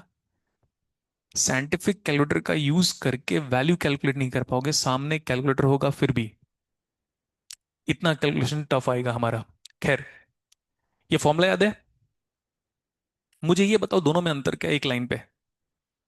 सबके अंदर मॉलिक्यूल होता है। इलेक्ट्रिक फील्ड देने की वजह से अगर किसी के मॉलिक्यूल अपना ओरिएंटेशन नहीं बदल रहे हैं तो वो इंसुलेटर है। तो उसको कैसे लिखोगे? फिगर से बता दूं मैं? अरे बोलो ना। अब ये मत बोलना सर हमें इलेक्ट्रिक फील्ड नहीं पता एंड लिखने का टाइम दिया जाएगा। बोर्ड पे देखो। पहले हमें ना डाइलेक्ट्रिक मीडियम और इंसुलेटर मीडियम में अंतर होना चाहिए। ये क्या है बताओ? Parallel plate. बोलो ना। पैरेलल प्लेट क्या है? कैपेसिटर है ना ये। अंदर एक वो रखो आप, insulator. Just a minute. Same size का ले ले, या एक काम करो, छोड़ो यार। क्या क्या है अंदर बताओ? They are just kept like this one. क्या है अंदर? वो कौन बताएगा इंसुलेटर है या डाइलेक्ट्रिक मीडियम है? बाहर से कोई वोल्टेज दे, हम वोल्टेज दें। वोल्टेज देने का तरीका आप जानते हो, यही एक तरीका है वोल्टेज देने का। स्कूल लाइफ में वोल्टेज भी दिया होगा, तो ऐसे ही दिया होगा वोल्टेज, एक तरफ पे प्लस और एक तरफ पे माइनस। का मतलब होता है रिलेटिवली कम, और प्लस का मतलब होता है रिलेटिवली ज्यादा। सही है? कहो ना जल्दी। हाँ। तो अगर ये रेंडमली अरेंज्ड है, एग्जाम्पल के लिए इसको कॉपी ही कर लेता हूं ना, वरना मैं आगे कभी सोच रहा हूँ उसके हिसाब से कर रहा हूँ। अब क्या होगा ना, आपको फ्यूचर में मुझे समझाना नहीं पड़ेगा। ये दो है एग्जाम्पल, दोनों सेम है। अब किसी एक मीडियम को मुझे बताना है कि एक क्या है, तो प्लस के बगल में क्या होगा? Coulomb's force attraction. इधर प्लस के बगल में, इधर, इधर परफेक्ट। प्लस के बगल में क्या होगा? Plus minus plus minus plus minus plus. देखो सीक्वेंशली अरेंज है। आगे देखो क्या बन रहा है, राइट हैंड साइड की तरफ क्या है आगे? हो गया। यहां पे देखो।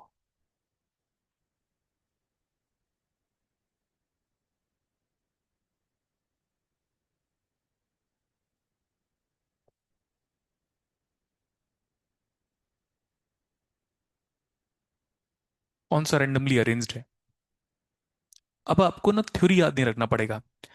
इलेक्ट्रिक फील्ड हम दे रहे होंगे ऐसा, कुछ बातें ना बेटा अभी नहीं आएगा समझ में, कुछ बातें सिलेबस में धीरे धीरे समझ में आएगा। इलेक्ट्रिक फील्ड का डायरेक्शन बताओ,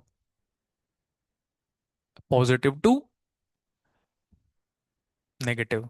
ठीक है, अब ये बताओ दोनों में से किसका मीडियम के मॉलिक्यूल, मीडियम समझ में आता है, किसके मीडियम के मॉलिक्यूल इलेक्ट्रिक फील्ड के डायरेक्शन के हिसाब से ओरिएंटेशन हो जा रहा है, पोलराइज हो जा रहा है, किसका हो रहा है, ऊपर या नीचे।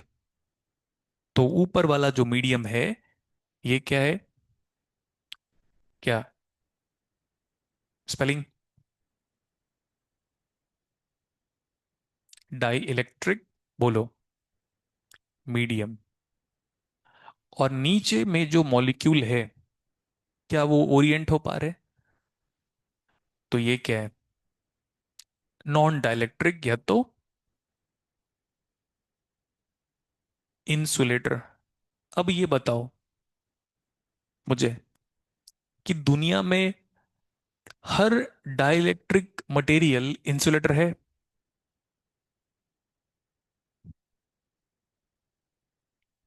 ये सब आता नहीं ना एग्जाम पे, लेकिन जिस दिन आएगा उस दिन वो सब नहीं बनेगा, बोलेंगे तो थ्योरी है, अरे थ्योरी थोड़ी ना यार, ये तो कंसेप्ट है ना। कोई एग्जाम्पल बताओ डाइलेक्ट्रिक मीडियम का, ये है, मैंने कहा दुनिया का हर डाई इलेक्ट्रिक मीडियम इंसुलेटर है। ये ना तुम लोग को कब पढ़ लेना चाहिए था पता है, 12th क्लास में। क्यों नहीं याद आया तुम लोग को, खैर 10th पास। इधर देखो, वाटर क्या है, बट वो तो इंसुलेटर नहीं है, वो तो कंडक्टर है। ग्लास क्या है, बट वो तो इंसुलेटर है। ग्लास में कौन सा करंट फ्लो होता है, नहीं फ्लो होता, वरना इसको छूता तो करंट लगता अभी, राइट। हाँ यस, एक करंट लगता है, उसका नाम बताओ, ठंड में इलेक्ट्रोस्टैटिक करंट। ठीक है, उसको भी थोड़ा सा डिस्कशन करूंगा कि उसमें कैसे नहीं लगा पाओगे। स्वेटर निकाला, चिट चिट का आवाज आता ना, चिट चिट चिट चिट जो भी है, वो भी चार्ज ट्रांसफर है, but we can not apply KCL. समझ में, अरे यार अब मजाक आप पे को हंसा दे रहे हो, बट सच में we can not apply current, but in this circuit yes we can apply. Bread में कैन वी अप्लाई करंट, इस बोर्ड के अंदर can we apply current KCL. पता है क्यों, क्योंकि उसका वॉल्यूम चार्ज डेंसिटी कांस्टेंट रहता है। सही है, इतना ऐसे से नहीं करते थे हम लोग स्केल से, फिर ऐसे चिपकाते हैं। That is also the transfer of the charge, but क्या वहां बैठकर कैसे लगाओगे क्या। चार्ज कांस्टेंट चाहिए किसी मटेरियल का, किसी सब्जेक्ट का, किसी सर्किट का, किसी सिस्टम का, तब जाकर क्या लगा पाओगे। हाँ, जिन्होंने बीजीटी पढ़ा है उनको अच्छे से पता है, as per charge neutrality condition. तो चार्ज किसी, जैसे मान लो मैं ब्रेडबोर्ड में कैसे लगा रहा हूं, तो ब्रेडबोर्ड के अंदर जितने भी चार्ज होंगे, किसी भी टाइम इंस्टेंट पे चार्ज की मात्रा उतनी ही होगी। सर कुछ निकल रहा है तो जा भी रहा होगा करंट, अगर मतलब कुछ चार्ज निकाल रहे हो तो, ठीक है इतना। हम्म, जैसे इमेजिन करो मेरी बॉडी में करंट फ्लो हो रहा है, बट मुझे करंट नहीं लग रहा है, ऐसा किस कंडीशन पे होगा। ये कंडीशन सही है। अभी मैं किस में खड़ा हूं, लकड़ी में, तो उधर का वायर ऐसा आया, मैंने ऐसे टच किया और मैं अपनी बॉडी से उधर करंट पास कर दिया, ये हो सकता है। ये किया भी हुआ है, सबसे पहले आई गेस मुझे लगता है उन्होंने किया था, निकोला टेस्ला सर ने अपनी बॉडी के थ्रू करंट पास कर दिया था। बट फिर अपनी बॉडी के थ्रू, मेरे बॉडी के थ्रू नीचे करंट नहीं जाना चाहिए, क्योंकि फिर वो मेरी थ्रू सर्किट कंप्लीट हो जाएगा, ग्राउंड। अब सही है, अब मैं कहता हूं उधर से मेरी बॉडी में 5 माइक्रो कुलम अंदर गया, इधर से बाहर 5 माइक्रो कुलम बाहर जाना चाहिए, तब क्या लगा पाओगे, केसीएल। मेरी बॉडी में 5 माइक्रो कुलम आया और 3 माइक्रो कुलम जा रहा है, तब केसीएल इनवैलिड है। ये हम बाद में पढ़ेंगे, अभी नहीं, अभी केसीएल कहाँ चालू हुआ है, नहीं चालू हुआ है। हम्म, क्वेश्चन पे वापस आते हैं, मुझे ये बताओ डाई इलेक्ट्रिक मीडियम इंसुलेटर है या नहीं, मे और मे नॉट बी। जैसे वाटर डाइलेक्ट्रिक मीडियम है, बट इंसुलेटर नहीं है। ग्लास एक डाइलेक्ट्रिक मीडियम है बट इंसुलेटर है। मैसेज बताओ क्या है। नहीं नहीं नहीं, हर डाई इलेक्ट्रिक मटेरियल इंसुलेटर है या नहीं? But her insulator dielectric medium है, वो भी नहीं हो रहा है। कोई भी इंसुलेटर लो, क्या वो डाइलेक्ट्रिक मीडियम है? बट हर डाई इलेक्ट्रिक मीडियम इंसुलेटर है। तो कंक्लूजन क्या ड्रॉ करें बताओ? कुछ नहीं है क्या कंक्लूजन? और there is a conclusion. Example क्या था डाइलेक्ट्रिक मीडियम का? ग्लास। ग्लास इंसुलेटर है। नेक्स्ट डाइलेक्ट्रिक मीडियम क्या है? वाटर। वाटर इंसुलेटर है। हाँ, तो इट मे और मे नॉट बी। इस फिगर से बताओ लास्ट मैसेज क्या है यहां से? नहीं, अगर हम इलेक्ट्रिक फील्ड कैपेसिटर की प्लेट के अबाउट देंगे और उसके अंदर के मीडियम के मॉलिक्यूल्स अगर पोलराइज्ड हो जा रहे हैं, पोलराइज्ड का मतलब है परेड समझो आप 26 जनवरी की, सब अरेंज्ड हो गए प्रॉपरली। प्लस, इधर सॉरी ये मैं इधर plus minus plus minus orientation हो गया इनका। तो उसके अंदर का मीडियम क्या है? डाइलेक्ट्रिक मीडियम हो गया इतना। नेक्स्ट वन, एक सिंगल लाइन लिखता है यहाँ पे, फ्यू लाइंस मोर। इसके अक्रॉस वोल्टेज को बढ़ाएं तो सबसे पहला प्रभाव किस में पड़ेगा? देखो ध्यान से, मैं ना कलर से थोड़ा परेशान हूं यार इसके। ये बताओ, अगर सुन लेता है क्या ये? खैर छोड़ो, ये समझो आप, एक ही बार डेरिवेशन करना पड़ेगा बेटा, उसके बाद पूरे लाइफ लॉन्ग फॉर्मूला ही चाहिए मुझे गेट एग्जाम तक। वोल्टेज बढ़ाया ना, चार्ज नहीं बढ़ा सकता मैं। Nobody can increase charge, charge fundamental quantity है। चार्ज कैसे बढ़ाओगे? वोल्टेज के थ्रू। अगर मैं कैपेसिटर के प्लेट के अबाउट वोल्टेज को बढ़ा रहा हूं तो चार्ज क्या हो रहा है? इसके अंदर चार्ज डिपॉजिशन प्लेट के अक्रॉस बढ़ रहा है। Linear non linear. And Q equal to capital C दिखा, वी दिखा। एंड ये नहीं पढ़ना है आपको ऐसे। अगर कोई टीचर ऐसे पढ़ा रहा है तो नहीं पढ़ना है। वैसे तो खैर पढ़ा नहीं रहे, उन लोग ये पढ़ा रहे हैं। And I hate all those teachers. नहीं, ट्वेल्थ में नहीं, कॉलेज में भी ऐसे ही पढ़ाया जा रहा है। फिर मैं बार बार क्यों बचो, welcome to my YouTube channel. इतना सही है। देख लो ध्यान से क्या लिखना है। गलत गलत गलत। इंस्टेंटेनियस चार्ज दिखा, है ना? तो उस चीज को हम अभी लर्निंग फेज में है बेटा, ध्यान रखना। तो लर्निंग फेज में है तो चलेगा, क्योंकि मैं जानता हूं मैं नियर फ्यूचर में ये सब लिखना बंद कर दूंगा। प्रोपोर्शनल टू, अब सही है। मैं कहूंगा इट्स एक्सप्लिसिट। वोल्टेज को बढ़ा रहे हो, वोल्टेज को बढ़ाएंगे तो टाइम के रेस्पेक्ट में ही बढ़ाएंगे, तो बढ़ेगा घटेगा। तो प्रोपोर्शनली क्या हो रहा है? चार्ज भी बढ़ रहा है और घट रहा है। नेक्स्ट वन, ये सी बड़ा है या छोटा है? कांस्टेंट दिखा। तो सी के साइज का बहुत ध्यान रखना। हो गया। नाउ देखो मैंने क्लास में क्या पढ़ाया। हो गया। तो ये बताओ बिहेवियर कैसा है? लीनियर। रेजिस्टेंस कैसा था पास्ट में? मतलब पास्ट मतलब लास्ट क्लास में। लीनियर। कैपेसिटर कैसा है आज की क्लास में? अब ये फ्यूचर में हमेशा ऐसे ही रहेगा, लीनियर। वोल्टेज यही है, चार्ज ये है। ग्राफ लीनियर है या नॉन लीनियर है? ये थीटा है। तो मुझे ये बताओ d Q by d V, ये दिखा? अब ये मत तनाव मत लेना ना, मैं बोल रहा हूं कि हर क्लास पढ़ के आना। इधर देखो, क्या हम यहां से ये लिख सकते हैं? डी वाई बाई कितना आ गया ये? तो जब ये जानते हो तो ये भी जानते हो, d Q by d V equal to कितना आ गया? C. So what about slope, नहीं, of Q versus V characteristic. इस सी। पूरा स्टेटमेंट ऐसे कंप्लीट करना है। अब देखो, ये हो गया ना डिस्कशन। अब पूरा सिलेबस में कभी नहीं डिस्कशन करूंगा कि बेटा देखो d Q by d V ये सी होगा। एक बार बेसिक बताऊंगा मैं हमेशा। क्लियर हो गया? मुझे ये बताओ, करंट हम कैसे डिफाइन करते हैं? Current, definition of current. हाँ, डेफिनेशन ऑफ कौन सा करंट? कन्वेंशनल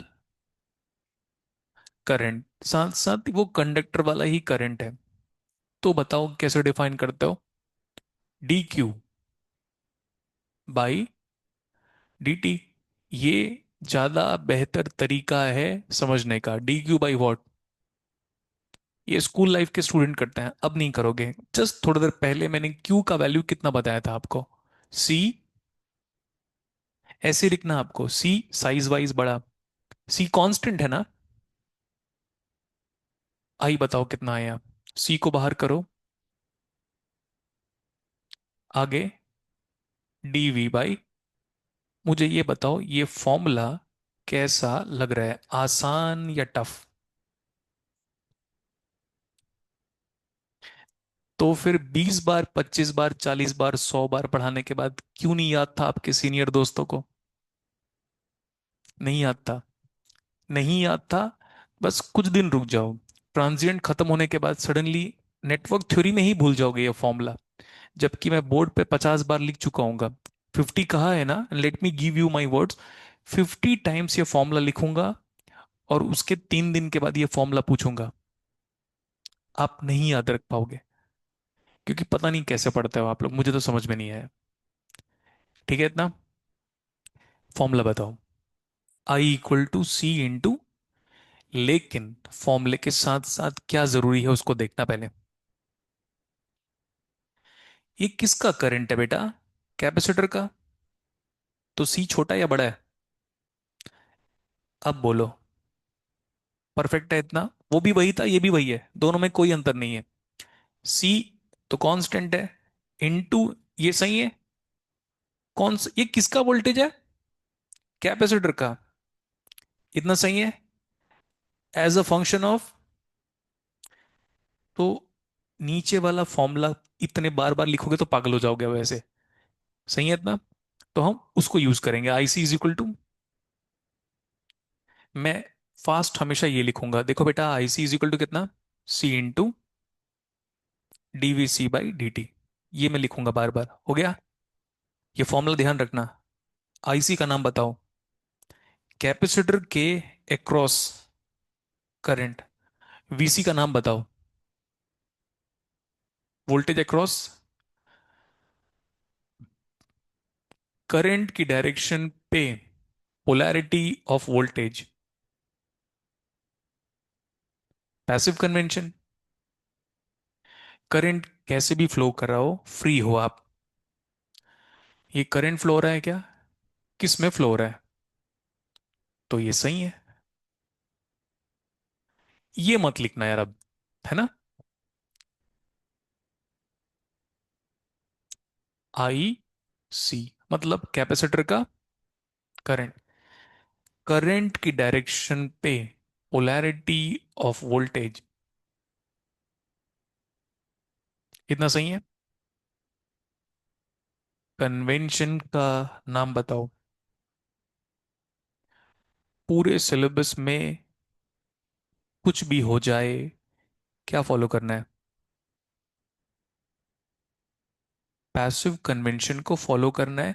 लास्ट में आंसर के मुताबिक चेंज कर लेना। लेकिन सॉल्व करते वक्त कैसे कन्वेंशन को फॉलो करना है? पैसिव। पैसिव कन्वेंशन का सिग्निफिकेंस बताओ।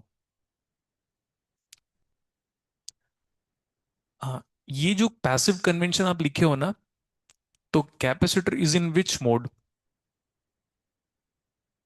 Capacitor is in charging condition में है, ध्यान रखना। मतलब चार्जिंग मतलब, और समझो आप, ये अभी दूसरों से एनर्जी ले रहा है टेम्पोरली, क्योंकि हमेशा नहीं लेगा, ले लेगा पर डिलीवर करेगा। लेकिन रेजिस्टेंस ले लेगा, हीट के फॉर्म में एनवायरनमेंट में डिसिपेट कर देगा। कैपेसिटर क्या करता है? एब्जॉर्व करेगा। जब तक कैपेसिटर चार्जिंग मोड में है, या तो बाहर की दुनिया से मतलब वोल्टेज सोर्स और करंट सोर्स से एनर्जी या पावर कुछ भी ले रहा है, तो कन्वेंशन क्या फॉलो करोगे? डिफॉल्ट कन्वेंशन यही रहेगा, पैसिव। करंट की डायरेक्शन पे पोलैरिटी ऑफ वोल्टेज आर का हो, एल का हो, सी का हो, कैसे होगा? अब वर्बली सुन लो, यहीं तक रखते हैं हम class. Derivative can be taken only when graph is linear. वाह वाह वाह वाह वाह, वाह। मतलब दुनिया में सिर्फ लीनियर ग्राफ का डेरिवेटिव ले सकते हो आप। Derivative can be taken when graph is continuous. अरे कहाँ पे पढ़ते हो? तो तुम लोग क्या हो जाता है 12th के बाद? Derivative can be taken when graph is continuous होने की पहली मैथमेटिकल कंडीशन बताइए मुझे। लिमिट कंटिन्यूअस होने के लिए डिफरेंशिएबल होना चाहिए। डिफरेंशिएबल होने के लिए, तो वही तो ये बार बार घुमा रहा है ये बताओ, डेरिवेटिव कब लोगे? जब ग्राफ कंटिन्यूअस होगा। फिर डिफरेंशिएबल बोल रही है ये तो देखो, डिफरेंशिएट कब करोगे? जब ग्राफ कंटिन्यूअस होगा। कंटिन्यूअस होने के लिए क्या चाहिए? Limit L H S is equal to. So उसको यूज करूंगा, प्लीज मेरे को रोकना मत, बता देता हूं कि नहीं सर, ये आप डिफरेंशिएट कर रहे हो ना फंक्शन को। मैं बहुत इन डेप्थ मैथ्स नहीं जा रहा हूं मैं। फंक्शन को डिफरेंशिएट कर रहे हो। एक फंक्शन को किस कंडीशन पे हम डिफरेंशिएट करते हैं? जब ग्राफ क्या हो? कंटिन्यूअस हो। कंटिन्यूअस होने के लिए left hand limit, left hand limit is equal to limit at the point, उसको नहीं लिख रहा हूं मैं। आगे राइट हैंड पूरा बताओ। लेफ्ट हैंड लिमिट और राइट हैंड लिमिट को क्या होना पड़ेगा? वो पॉइंट जिस पॉइंट पे आप चेक भी कर रहे हो, ये जानते हैं हम। Left hand limit school life में कैसा लिखता था? Considering F to be my a function, लिखता था F of zero minus equal to, लिखता था उस पॉइंट में भी जरूरी है, is equal to F of zero plus H upon H. क्यों भाई? और इसी के आगे फिर ये था, केयरफुली देखना, एनसीईआरटी में लिखा है ये, मैं नहीं बोल रहा हूं मैं। इसी को कह रहा है F of is equal to,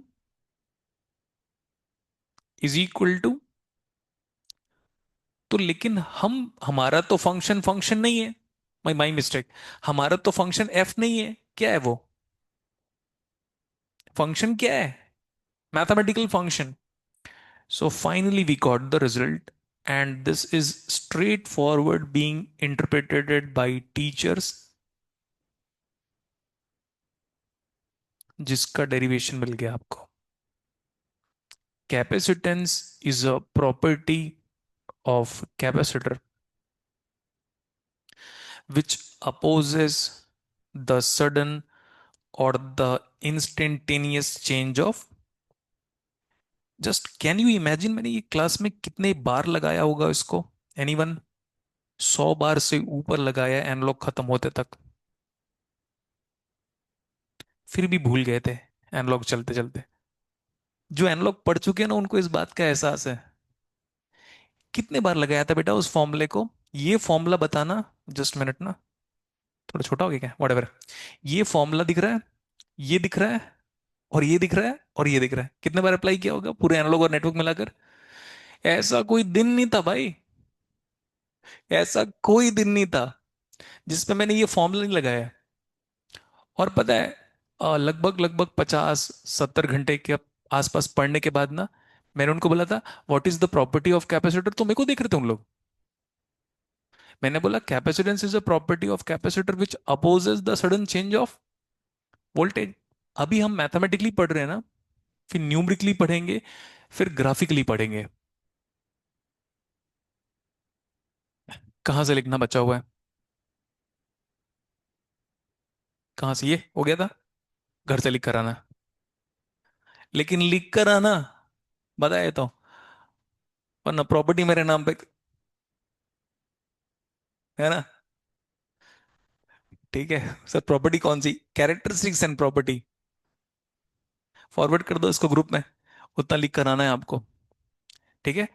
theoretical part next class में। ग्राफ को कब हम डिफरेंशिएट करते हैं? जब ग्राफ क्या हो? कंटिन्यूस हो।